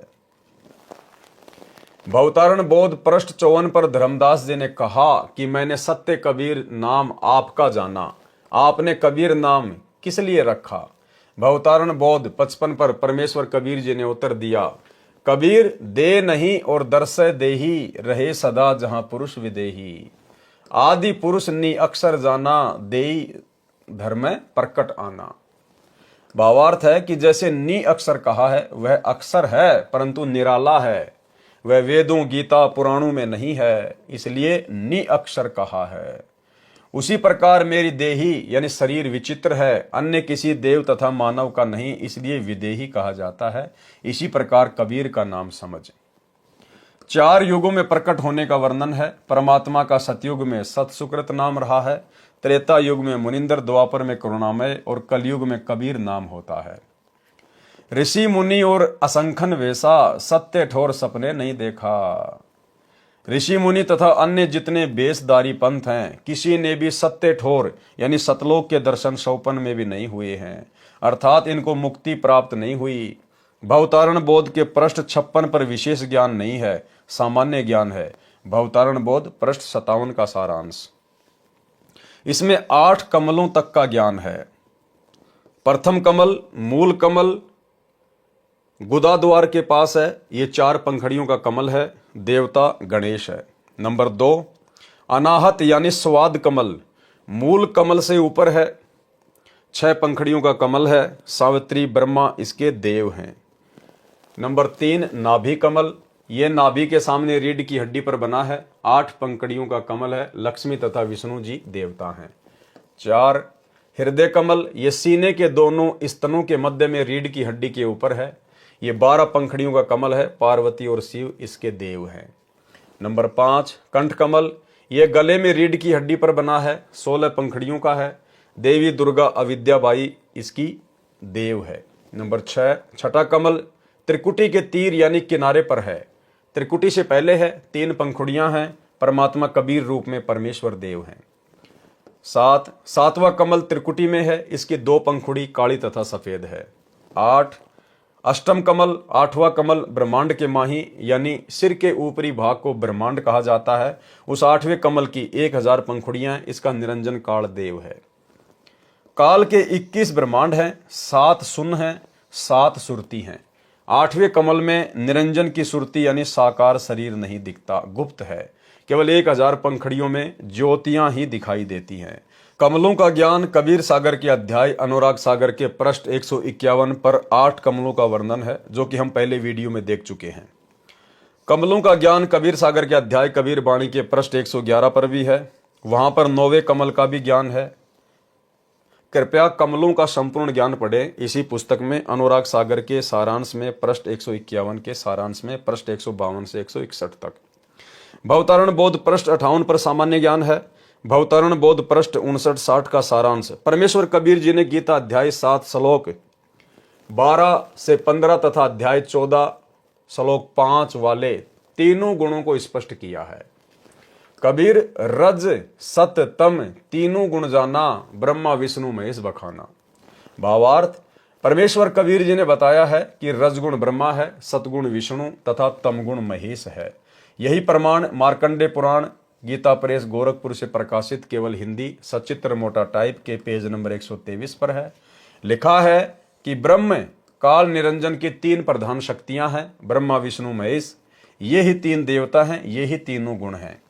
देवी पुराण श्री वेंकटेश्वर प्रेस मुंबई से प्रकाशित संस्कृत हिंदी सहित के 3रे स्कंद में 5वें अध्याय के 8वें श्लोक में कहा है, श्री शिव जी ने कहा कि हे मात, यदि आप हम पर दयावान हैं तो मुझे तमगुण, ब्रह्मा को रजगुण तथा विष्णु को सतगुण क्यों बनाया। विवेचन विचार करें पाठक जन, जो ज्ञान पुराणों गीता वेदों में अंकित है, जिसको धर्मगुरु ब्राह्मण नहीं जान सके, उस ज्ञान को काशी वाला जुलाहा कबीर जी जानते हैं। जिनको वे ब्राह्मण अशिक्षित तथा अज्ञानी कहते थे, तो अब कबीर जी को आप क्या कहेंगे। परमेश्वर सर्वज्ञ परमात्मा सच्चा सतगुरु कहेंगे, जगत गुरु कहेंगे। और विचार करते हैं, परमेश्वर कबीर जी ने कहा है कि गुरुदेव भगवान कह रहे हैं कि जो ज्ञान तुम्हारे इन्हीं पुराणों में, शास्त्रों में, वेदों में, कतेबों में, और उस ज्ञान को तुम पंडित भी नहीं समझ पाए, और उस ज्ञान को 650 साल पहले कबीर परमेश्वर ने, जिसको तुम अशिक्षित कहा करते थे, नीची जाति वाला कहा करते थे, उन्होंने बता दिया। आज ये सारे शास्त्र उनके ज्ञान का समर्थन कर रहे हैं। तो आप कबीर जी को क्या कहोगे। परमेश्वर सर्वज्ञ परमात्मा, और क्या कहोगे, सच्चा सतगुरु कहेंगे, और क्या कहेंगे, जगत गुरु कहेंगे। तो आज सच्चे सतगुरु की भूमिका कौन कर रहे हैं, सतगुरु रामपाल जी। जगत गुरु की भूमिका कौन कर रहे हैं, सतगुरु रामपाल जी। क्योंकि जगत गुरु कबीर परमेश्वर के अलावा धरती पर दूसरा कोई हो ही नहीं सकता। जाति हमारी जगत गुरु, परमेश्वर है पंथ, गरीब दास लिखित पढ़े मेरा नाम निरंजन कंत। सच्चे सतगुरु की भूमिका, जगत गुरु की भूमिका, तत्वदर्शी संत की भूमिका केवल कबीर परमेश्वर स्वयं ही करते हैं, अन्य कोई नहीं कर सकता। तो आज धरती पर सतगुरु रामपाल जी स्वयं ही जगत गुरु हैं, सतगुरु हैं, तत्वदर्शी संत हैं, यानी स्वयं ही कबीर परमात्मा हैं। 3 देव की जो करते भक्ति, उनकी कभू ना होवे मुक्ति। भावार्थ, परमेश्वर कबीर जी ने कहा है कि जो साधक भूलवश तीनों देवताओं रजगुण ब्रह्मा, सतगुण विष्णु, तमगुण शिव की भक्ति करते हैं, उनकी कभी मुक्ति नहीं हो सकती। यही प्रमाण श्रीमद् भागवत गीता अध्याय 7 श्लोक 12 से 15 तथा 20 से 23 में भी है। कहा है कि साधकों ने त्रिगुण यानी तीनों देवताओं रजगुण ब्रह्मा, सतगुण विष्णु तथा तमगुण शिव को कर्ता मानकर उनकी भक्ति करते हैं।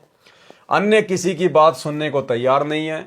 जिनका ज्ञान हरा जा चुका है, यानी जिनकी अटूट आस्था इन्हीं तीनों देवताओं पर लगी है, वे राक्षस स्वभाव को धारण किए हुए मनुष्यों में नीच, दूषित कर्म, बुरे कर्म करने वाले मूर्ख हैं।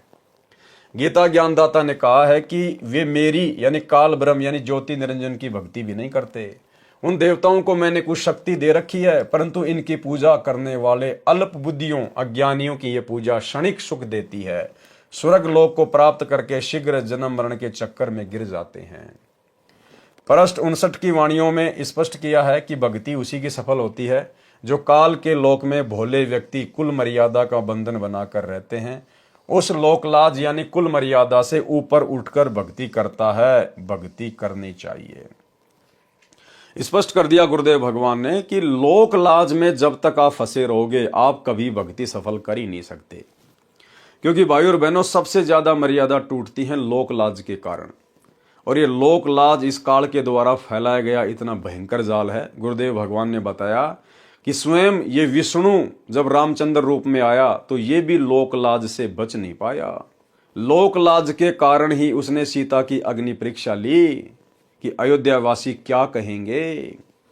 लोकलाज के कारण ही एक धोबी के कहने से सीता जी को जंगल में निकाला। तो ये लोकलाज तो श्री विष्णु भी नहीं त्याग पाया। इसलिए लोकलाज सबसे बड़ा रोग है। लोकलाज में आके हम दबाव में आ जाते हैं, शर्मा शर्मी में भक्ति छोड़ देते हैं, किसी का हम लोग भय मान लेते हैं। और गुरुदेव भगवान ने कहा कि लोक लाज ना कीजिए, निर्भय हो रहिए, जय मन चावे राम को तो दशा तंदरिए।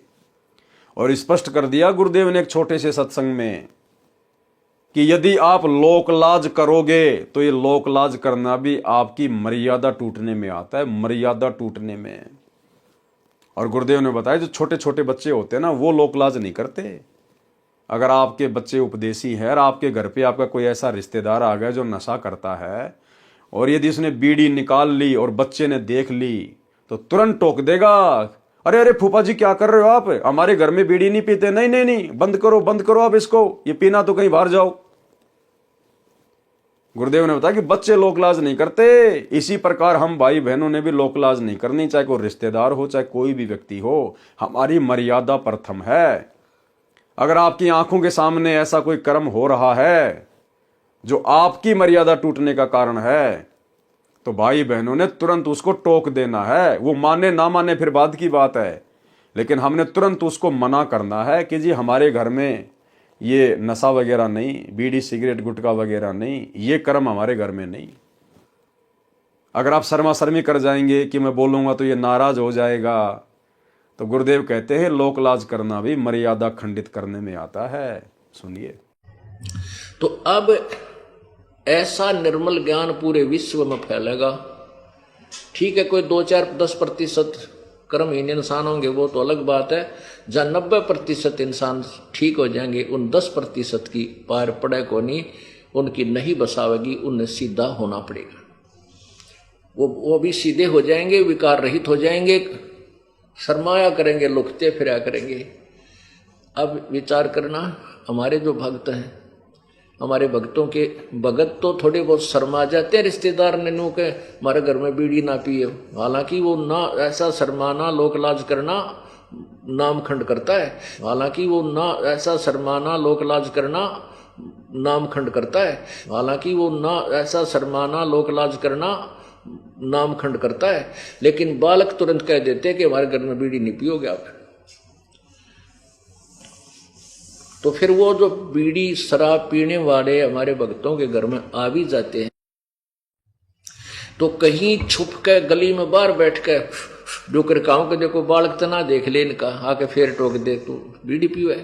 तो ऐसे डरा करेंगे फिर ये पाप करते हुए, और धीरे धीरे फिर ये बुराई छूट जाएगी, एक दूसरे को देख कर छोड़ेंगे। तो भाई बहनों, हमने लोकलाज बिल्कुल नहीं करनी है। हमारी मर्यादा प्रथम है, हमारी भक्ति प्रथम है। ये समाज प्रथम नहीं है, रिश्तेदार प्रथम नहीं है, हमारी भक्ति और मर्यादा प्रथम है।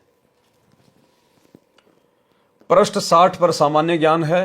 भक्ति करे मुक्ति फल पावे, हमरे सत्य लोक में आवे। भवतारण बोध पृष्ठ 61-62 पर वाणी है। माया और ब्रह्म काल अरु, रज सततम है त्रिदेव, इन सभी को छोड़कर करो नी अक्षर की सेव। भावार्थ, दुर्गा देवी तथा काल ब्रह्म तथा तीनों देवताओं को इष्ट मानकर भक्ति त्याग कर नी अक्षर यानी पूर्ण परमात्मा की भक्ति आदि नाम सार नाम से करो। कबीर सागर के अध्याय भवतारण बोध का सारांश संपूर्ण हुआ। सत साहेब। अध्याय मुक्ति बोध का सारांश, पेज नंबर 324। कबीर सागर में 20वां अध्याय मुक्ति बोध पेज नंबर 63 पर है। पृष्ठ 63 पर आदि नाम की महिमा है। कबीर साखी पद बोले बहुवानी, आदि नाम कोई बिरला जानी। वो जो आदि नाम है ना, जो सार शब्द है, उसके बारे में तो कोई बिरला ही जान पाता है, कोई बिरला ही। क्योंकि सब अपने गुरु को नहीं पहचान पाते, सभी अपने गुरु को परमात्मा के रूप में नहीं लेते, सभी अपने गुरु को अपना इष्ट नहीं मान पाते। इसीलिए तो गरीबदास जी महाराज जी ने कहा है कि दास गरीब कहे नर लोई, और सतगुरु चीने बिरला कोई। सतगुरु को तो कोई बिरला ही होंगे जो पहचान पाएंगे। जिस प्रकार से आज गुरुदेव के विशेष आशीर्वाद से हम सत्सेवक भाई बहनों ने सतगुरु को पहचान लिया है, सार शब्द को पहचान लिया, अपने मालिक को पहचान लिया है, और हम उनके साथ में वही व्यवहार, वही आध्यात्मिक क्रियाएं कर रहे हैं जो क्रिया परमेश्वर के साथ की जाती है। इसलिए भाई और बहनों, यहां कहा जा रहा है, कबीर साखी पद बोले बहुवानी, आदि नाम कोई बिरला जानी। आदि नाम निज सार है बूझ लियो हो हंस, जिन जान्या निज नाम को अमर भये ते वंश। आदि नाम निज मंत्र है और मंत्र सब छार, कहे कबीर निज नाम बिना बूढ़ मरा संसार। मुक्तिबोध पेज 64 का सारांश है। आदि नाम नी अक्षर सांचा, जाते जीव काल सो बाचा। नी अक्षर धुन जहां होई, ताही जपे नर बिरला होई। जाके बल आवे संसारा, ताही जपे नर हो भव पारा। गुप्त नाम गुरु बिन नहीं पावे, पूरा गुरु हो सोई लखावे। सार मंत्र लखे जो कोई, विष दर मंडवा निर्मल होई। आदि नाम मुक्तामणि सांचा, जो सुमरे जीव सबसों बाचा। आदि नाम निज सार है भाई, जम राजा ते ही निकट न आई। जब लग गुप्त जाप नहीं जाने, तब लग काल हटा नहीं माने। गुप्त जाप धवनी जहां होई, जो जन जाने बिरला कोई। मूल मंत्र जेहि पुरुष के पासा, सोई जन को खोज ले दाशा। सार मंत्र मूल है ओ सब शाखा, कहे कबीर मैं निज के भाखा। लिखो न जाए कहो न पारा, है अक्षर में जो पावे निर्वारा। लिखो न जाए लिखा में नाही, गुरु बिन भेंट न होवे ताही। ये सार शब्द के विषय में बताया जा रहा है कि सार शब्द का जाप कैसे किया जाता है, सार शब्द को कौन जप सकता है, सार शब्द को कौन दान कर सकता है। उपरोक्त वाणी जो पृष्ठ 63-64 पर लिखी है, उनका भावार्थ है कि साखी तथा शब्द आदि बहुत संत गाते हैं, समझाते हैं, परंतु आदि नाम यानी सार शब्द कोई बिरला ही जानता है। आदि नाम मोक्ष का खास मंत्र है, अन्य मंत्र सब राख हैं, मोक्षदायक न होने से व्यर्थ हैं। आदि नाम ही निज मंत्र है, उसके जाप बिना सर्व प्राणी डूब मरे हैं, यानी संसार के जन्म मरण के जाल में फंसे हैं, कष्ट उठा रहे हैं। आदि नाम कहो, उसे नि अक्षर कहो, यह सच्चा नाम है, इसी से काल से बचा जा सकता है। अब क्या कह रहे हैं परमात्मा, नी अक्षर यानी सार शब्द के जाप से सुमरण करते समय जो अंदर आवाज होती है, यानी जब सार शब्द का सुमरण किया जाता है तो गुरुदेव कह रहे कि अंदर एक ध्वनि होती है, एक आवाज होती है। उस आवाज को कोई बिरला ही सुन पाता है, यानी उस विधि से सार शब्द का जाप, आदि नाम का जाप कोई बिरला भगत ही करेगा, कोई बिरला भगत ही। नी अक्षर यानी सार शब्द के जाप से सुमरण करते समय जो अंदर आवाज होती है, सुमरण करते समय उस पर ध्यान रखना चाहिए। ऐसे कोई बिरला ही जाप करता है, कोई बिरला ही जाप करेगा। अब यहां तो ऐरे बैरे नत्थु गैरे को इन आश्रमों में 25-25 हजार रुपए के चक्कर में, 1-1 लाख रुपए के चक्कर में सार नाम, सार शब्द आलू टमाटर की तरह बांट दिया गया। अब परमात्मा कहते हैं वो सार शब्द तो केवल सतगुरु ही दे सकता है। सतगुरु उसकी विधि बताएगा, उसकी विधि कोई अन्य जानता ही नहीं, कोई बता ही नहीं सकता, कोई दे ही नहीं सकता, अन्य कोई अधिकारी नहीं है कोई। और सतगुरु जो विधि बताएगा उससे सुमरण से उसमें ध्वनि प्रकट होगी। उस विधि से कोई बिरला ही होगा जो उस सार शब्द का जाप करेगा। और इन आश्रमों में आ जाओ, एक एक पाठ के चक्कर में ले जाओ।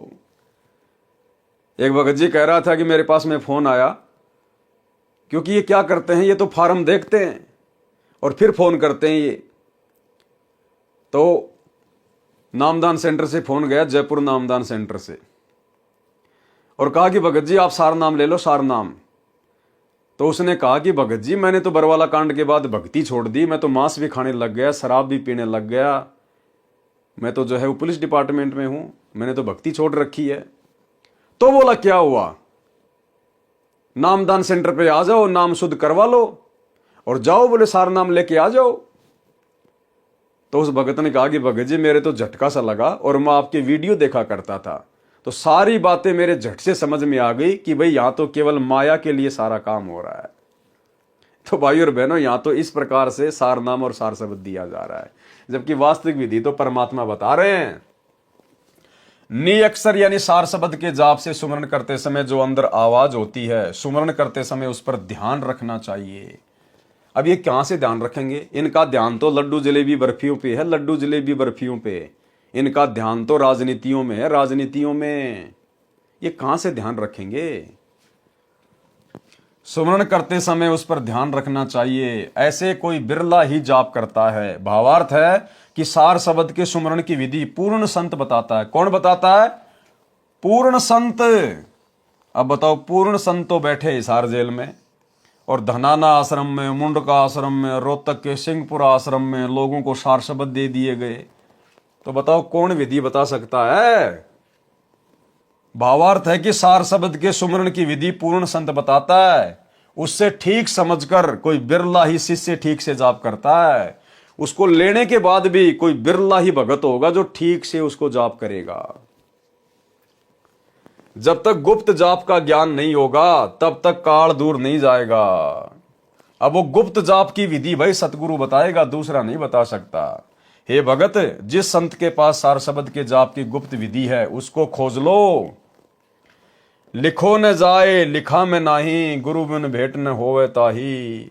लिखो न जाए कहे को पारा, है अक्षर में जो पावे निर्बारा। अब बताओ इन्होंने क्या सार शब्द दिया होगा भक्तों को? ना वो लिखा जाए ना वो बोला जाए, तो इन्होंने क्या दिया होगा? भावार्थ, जो गुप्त जाप है उसके सुमरण की विधि लिखी नहीं जा सकती। न मैंने लिखी है, यानी न ग्रंथ में लिखाई है। जाप की विधि सबके सामने नहीं कही जा सकती। उसको पूर्ण गुरु ही निखार कर यानी निर्णायक तरीके से बता सकता है। कौन बता सकता है सार शब्द के जाप की विधि? उसको पूर्ण गुरु ही निखार कर यानी निर्णायक तरीके से बता सकता है। तो भाई इन सतलोक आश्रमों में जो सार नाम सार शब्द दिया जा रहा है उसको तो भाई आपके गुरु भाई बहन ही बता रहे हैं। गुरु भाई बहन ही आपके गुरु बने हुए हैं। उसके बिना कोई बता नहीं सकता, गुरु के बिना कोई बता नहीं सकता। देखो साफ साफ कह रहे परमात्मा, क्या कह रहे हैं? उसको पूर्ण गुरु ही निखार कर यानी निर्णायक तरीके से बता सकता है, उसके बिना कोई बता नहीं सकता। तो बताओ हमारे गुरुदेव तो हिसार जेल में बैठे हैं, फिर इन आश्रमों में सार शब्द के गुप्त जाप की विधि कौन बता रहा है? यहां तो कह रहे हैं कि उस पूर्ण गुरु के अलावा कोई बता ही नहीं सकता। तो ये भगत भाई जो इन आश्रमों में सार शब्द दे रहे हैं, क्या वो हमारे वो गुरु हैं क्या? इसलिए दास कह रहा है कि ये फर्जी है, फर्जी। ये परीक्षा चल रही है, परीक्षा। परमात्मा यही सब कुछ तो देखने के लिए आप और हमसे दूर हुआ है कि इन्होंने मेरे को समझा क्या है, भक्ति को समझा क्या है इन्होंने। सार शब्द के जाप की विधि भी अक्षर में है, यानी बोलकर बताई समझाई जाती है। किसके द्वारा? सतगुरु के द्वारा। पृष्ठ 65 पर कोई विशेष ज्ञान नहीं है, पहले वर्णन हो चुका है। पृष्ठ 66 पर भी कोई विशेष ज्ञान नहीं है। कहे कबीर सुन धर्मदास सुजानी, अकय हतो ताई कहो बखानी। भावार्थ, जो नाम अकय था यानी जिसका जाप बोलकर नहीं करना, उस मंत्र के सुमरण की विधि को बोलकर बताया है। पृष्ठ 67 पर सामान्य ज्ञान है, पृष्ठ 68 पर कोई भिन्न ज्ञान नहीं है। यहां वहां हम दोनों ठाऊं, सत्य कबीर कली में मेरा नाऊ। गुप्त जाप है अगम अपारा, ताही जपे नर उतरे पारा। कबीर जैसे फनपति मंत्र सुन, राखे फन सिकोड़। ऐसे वीरा सार नाम से काल रहे मुख मोड़। सोहम शब्द नी अक्षर बासा, ताही भिन कर जपिए दासा। साखी, जो जन है जोहरी, लेगा शब्द बिलगाए। सोहम सोहम जप मरे, मिथ्या जन्म गवाए। भावार्थ, परमेश्वर कबीर जी ने स्पष्ट किया है कि मैं दोनों स्थानों पर हूं, यहां पृथ्वी पर सतगुरु रूप में तथा सतलोक में सत्य पुरुष रूप में। क्या कहा कबीर परमेश्वर ने? कि मैं दोनों जगहों पर हूं, नीचे पृथ्वी पर सतगुरु रूप में और ऊपर सतलोक में सत्य पुरुष रूप में। तो भाई नीचे पृथ्वी पर वर्तमान में सतगुरु रूप में कौन है? कौन है? सतगुरु रामपाल जी। तो कौन हुए सतगुरु रामपाल जी? स्वयं सत्य पुरुष, स्वयं कबीर परमात्मा। परमेश्वर कबीर जी ने स्पष्ट किया है कि मैं दोनों स्थानों पर हूं, यहां पृथ्वी पर सतगुरु रूप में तथा सतलोक में सत्य पुरुष रूप में। कलयुग में मेरा नाम सत्य कबीर नाम चलेगा। गुप्त नाम का जाप किया जाता है जिसकी शक्ति अपार है। मेरे सार नाम के सामने काल ब्रह्म ऐसे मुख मोड़कर भाग जाता है जैसे गारडू के मंत्र को सुनकर सर्प अपने फन को इकट्ठा करके भाग जाता है। सोहम शब्द का योग सार नाम के साथ है, उसका जाप भिन्न भिन्न करके किया जाता है। यदि कोई अकेला सोहम मंत्र का जाप करता है वह अपना जन्म व्यर्थ कर रहा है। जो भगत जोहरी यानी सुमरण भेद का जानने वाला है, वह भिन्न भिन्न करके जाप करेगा। मुक्ति बोध पृष्ठ 69 का सारांश। तब साहिब अस बोले बाती, लेऊं छुड़ाए राखूं निज साथी। तुमको दीनी भक्ति अपारा, नाम जपो तुम अजर हमारा। श्रवण माही कह दीन्या भाई, तो ने विवेक आ बैठाई। नाम सुने मोर मोह कह पावे, जम जालिम तेई देख डरावे। सब कहे नाम सुनाऊं, जो आवे हम पास। शब्द हमारा सत्य है, मानो दृढ़ विश्वास। भावार्थ, धर्मदास जी ने बताया कि मेरे को परमेश्वर कबीर जी ने ऐसे कहा कि जो मेरा नाम जपता है उसको काल से छुड़ाकर अपने पास रखूंगा। जो मेरा नाम सतगुरु से सुनकर जाप करेगा वह मेरे पास आएगा। मैंने तेरे कान में आदि नाम बोलकर सुना दिया है, उसका विवेक करा दिया है। जब मैं कबीर परमेश्वर तेरे को नाम दान का आदेश दूंगा, तब वह सार नाम अधिकारी को नाम सुनाओ। इस बात का विश्वास रख धर्मदास, हमारा मोक्ष मंत्र सत्य है। पृष्ठ 70 पर सामान्य ज्ञान है। मुक्ति बोध पृष्ठ 71 पर, जिन जिन नाम सुना है काना, नरक न परे होई मुक्ति निदाना। आदि नाम जय श्रवण नाही, निश्चय सो जीव जम घर जाई। अक्सर गुप्त सोई में भाखा, और शब्द सवाल अभिलाषा। भावार्थ, परमेश्वर कबीर जी ने कहा कि जिन जिन के कान में सार नाम पड़ा है, यानी जिनको सार नाम सुनाया गया है, जैसे कई भगत आसपास बैठे हों तो सार शब्द कान में सुनाया जाता है। जब अधिक भगत सार नाम लेने वाले हैं तो ऊंचा बोलकर सुनाया जाता है, वह भी कान में सुनाना ही कहा जाता है। जिन जिन ने नाम सुन लिया यानी प्राप्त कर लिया, वे काल जाल में नहीं रहेंगे, वे नरक में नहीं गिरेंगे, उनकी अवश्य मुक्ति होगी। जिनके कान में सार शब्द नहीं सुनाया गया, यानी जिनको सार नाम पूर्ण गुरु से प्राप्त नहीं हुआ, वे अवश्य यमलोक में जाएंगे।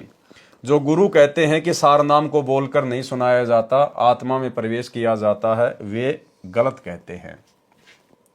जो गुप्त अक्षर यानी गुप्त सार नाम अक्षर में है, वह मैंने बोल सुनाया है। मुक्ति बोध पृष्ठ 72 का सारांश। जब लग भक्ति अंग नहीं आवा, सार शब्द कैसे को पावा। सत्य नाम श्रवण में वो से, जो माता बालक कह पोषे। भावार्थ, परमेश्वर कबीर जी ने स्पष्ट किया है कि जब तक प्रथम नाम तथा सतनाम के जाप से भगत के शरीर में भक्ति प्रवेश नहीं होगी, यानी दोनों मंत्रों की भक्ति कमाई संग्रह नहीं होगी, उसको सार शब्द कैसे दिया जा सकता है। सत्य नाम जो 2 अक्षर का है, उसको भी बोलकर सुनाया जाता है, कान में सुनता है, यानी सब मंत्र कहे और सुने जाते हैं। नाम के जाप से आत्मा को ऐसे बल मिलता है जैसे बालक का माता के दूध से पोषण होता है। मुक्ति बोध का पृष्ठ 73 का सारांश। इस पृष्ठ पर भी सामान्य ज्ञान है। जब लग सार नाम गुरु नहीं बतावे, तब लग प्राणी मुक्ति नहीं पावे। जब लग सार नाम गुरु नहीं बतावे, अब बताओ, यहां तो हमारे गुरु भाई बता रहे हैं इन आश्रमों में, तो सार नाम बिन सीप बिन मोती, उपज खपे बिना हर खेती। आदि नाम है अक्षर माही, बिन गुरु नरक छूटे नाही। सोहम में नी अक्षर रहाई, बिन गुरु कौन दे है लखाई। भावार्थ, जब तक शिष्य सार शब्द को प्राप्त करने योग्य नहीं होता तो उसको सार शब्द नहीं दिया जाता। जब तक सार शब्द नहीं मिलेगा तब तक मोक्ष नहीं हो सकता। आदि नाम अक्षर में है और उसको गुरु से प्राप्त किए बिना काललोक का नरक का जीवन नहीं छूटता, यानी मोक्ष प्राप्त नहीं होता। सोहम शब्द के साथ सार शब्द का संयोग है, उसको गुरु ही शिष्य को बताता है, अन्य किसी को तो सार शब्द का ज्ञान भी नहीं होता। देखो क्या कह रहे हैं गुरुदेव, उस सार शब्द को कौन बताता है, उसको गुरु ही शिष्य को बताता है, अन्य किसी को तो सार शब्द का ज्ञान भी नहीं होता। जबकि इन आश्रमों में तो सारे ज्ञानी बन के बैठे हैं, भगत ही भगतों को सार शब्द दे रहे हैं। सार शब्द बिना तो ये मानव शरीर ऐसा है जैसे सीप में मोती न हो तो उसकी कोई कीमत नहीं होती। इसी प्रकार मानव शरीरधारी प्राणी सार शब्द बिना व्यर्थ जीवन जीता है। मुक्ति बोध पृष्ठ 74 का सारांश। इस पृष्ठ पर भी सामान्य ज्ञान है जो पूर्व के अध्याय में वर्णन किया जा चुका है। इससे वाणी लेकर सार निकालता हूं। जाको है गुरु का विश्वासा, निश्चय जाए पुरुष के पाशा। अक्षर आदि निज नाम सुनाऊं, जना मरण का भ्रम मिटाऊं। सोहम संग आए संसारा, सो गुरु दीजे मोहे उपचारा। पृष्ठ 75 का सारांश। इस पृष्ठ पर भी सामान्य ज्ञान है, कुछ वाणी लेता हूं। सार नाम को नियक्षर इसलिए कहा है, अकय अनाम पुरुष जब रहे हूं, नाम नियक्षर तासे भय हूं। आदि नाम का सुमरण किया जाता है। आदि नाम को सुमरे कोई, सुर नर मुनि इंद्र वस होई। 5 25 3 गुण एक महल में राखे, आदि नाम अनभय उचारो, तन मन धन सो चाख। शब्द रूप हम हो आए, हम ही होय कड़िहार कहाए। शब्द रूप हम हो आए, परमात्मा कह रहे हैं कि शब्द रूप में, सतगुरु रूप में, कड़िहार यानी सतगुरु रूप में हम स्वयं ही आते हैं। प्रश्न 74 की वाणियों का भावार्थ, जिनको गुरु जी पर विश्वास है उनको परमेश्वर प्राप्ति अवश्य होती है। आदि नाम सुनाकर यानी आदि नाम की दीक्षा देकर जरा यानी वृद्ध अवस्था तथा मरण का भी भ्रम यानी शंका समाप्त कर दूंगा। सोहम शब्द के साथ काल लोक में फंसने के कारण सोहम शब्द का अर्थ जीव भी है। हम अपने मालिक से बिछुड़े तो जीव संज्ञा में आ गए। सतलोक में हंस रूप में थे यानी यहाँ के ब्रह्मा विष्णु शिव से भी उत्तम स्थिति में थे। अब सोहम नाम अक्सर पुरुष का जाप भी है। अब इस जाप को करके ऊपर उठेंगे, ये उपचार है। जन्म मरण के रोग से ग्रस्त आत्मा का उपचार सोहम तथा आदि नाम के सहयोग से होगा। प्रश्न 75 की वाणियों का भावार्थ, परमेश्वर कबीर जी ने स्पष्ट किया है कि सार नाम अर्थात आदि नाम को निअक्षर इसलिए कहा जाने लगा, परमेश्वर जब अके तथा अनाम स्थिति में थे तो उनका निअक्षर नाम पड़ा। अब वह कबीर रूप में है तो आदि नाम सार शब्द कहा गया। भाव एक ही है। अन्य वाणियों में स्पष्ट है कि सार नाम का सुमरण किया जाता है। परमेश्वर कबीर जी ने कहा है कि हम ही सत्य पुरुष हैं और हम ही कड़िहार यानी जीवों को सार शब्द देकर काल लोक में काढ़ने निकालने वाले सतगुरु हैं। सत्य पुरुष खुद ही सतगुरु की भूमिका करते हैं, कड़िहार की भूमिका करते हैं। कड़िहार कौन होता है? जीव आत्माओं को यहां से काढ़ने वाला। काढ़ना राजस्थान और हरियाणा में कहते हैं निकालना। काढ़ लोक से आत्माओं को काढ़ना, निकालना। तो सतगुरु स्वयं ही सत्य पुरुष होता है। परमेश्वर कबीर जी ने कहा है कि हम ही सतगुरु हैं और हम ही कड़िहार यानी जीवों को सार शब्द देकर काढ़ लोक से काढ़ने यानी निकालने वाले सतगुरु हैं। मुक्ति बोध अध्याय के प्रश्न 76 से 80 तक सामान्य ज्ञान है तथा पहले के अध्याय में वर्णन हो चुका है। कबीर सागर के अध्याय मुक्ति बोध का सारांश संपूर्ण हुआ। सत्य साहेब। तो भाई और बहनों, आज की वीडियो में हम केवल इतना ही लेंगे। परमेश्वर की रजा से, उनकी दया से धीरे धीरे हम लोग आगे बढ़ेंगे और कहीं कहीं परमात्मा आप और हम सत्सेवक भाई बहनों के विश्वास के लिए बहुत ही गहरी और गूढ़ बातें लिख देते हैं और बाकी जो हमारे जगत वाले भाई बहन हैं, परमेश्वर उनके मतलब की भी बीच बीच में सारी बातें लिख रहे हैं। तो हम भाई बहन यदि गुरुदेव भगवान के कर कमल से लिखित इन पुस्तकों को पढ़ेंगे, सुनेंगे तो भी हम ढेर सारे पुण्य के भागी बनते हैं, क्योंकि गुरुदेव भगवान ने जो लिखा हुआ है हमने उसको छोड़ना नहीं है। हमने कंप्लीट इसको पढ़ना है, इसको हमने कंप्लीट ही लेकर चलना है, क्योंकि परमात्मा ने लिखा है तो जरूर वो विशेष है। भले हमें समझ में ना आए, भले वर्तमान में हमारे मतलब की उसमें कोई बातें ना हो, लेकिन गुरुदेव ने लिखा है तो हमने उसको पढ़ना भी होगा, अन्यथा गुरुदेव ने कोई फालतू में थोड़ा ना लिखा है। तो भाई और बहनों, आज के वीडियो में केवल इतना ही। कल रात्रि 8 बजे सभी भाई बहन फिर से लाइव जुड़िए। तब तक गुरुदेव भगवान हम सबको आज्ञा दें, इजाजत दें, आशीर्वाद दें। बंदी छोड़ सतगुरु रामपाल जी भगवान की जय हो।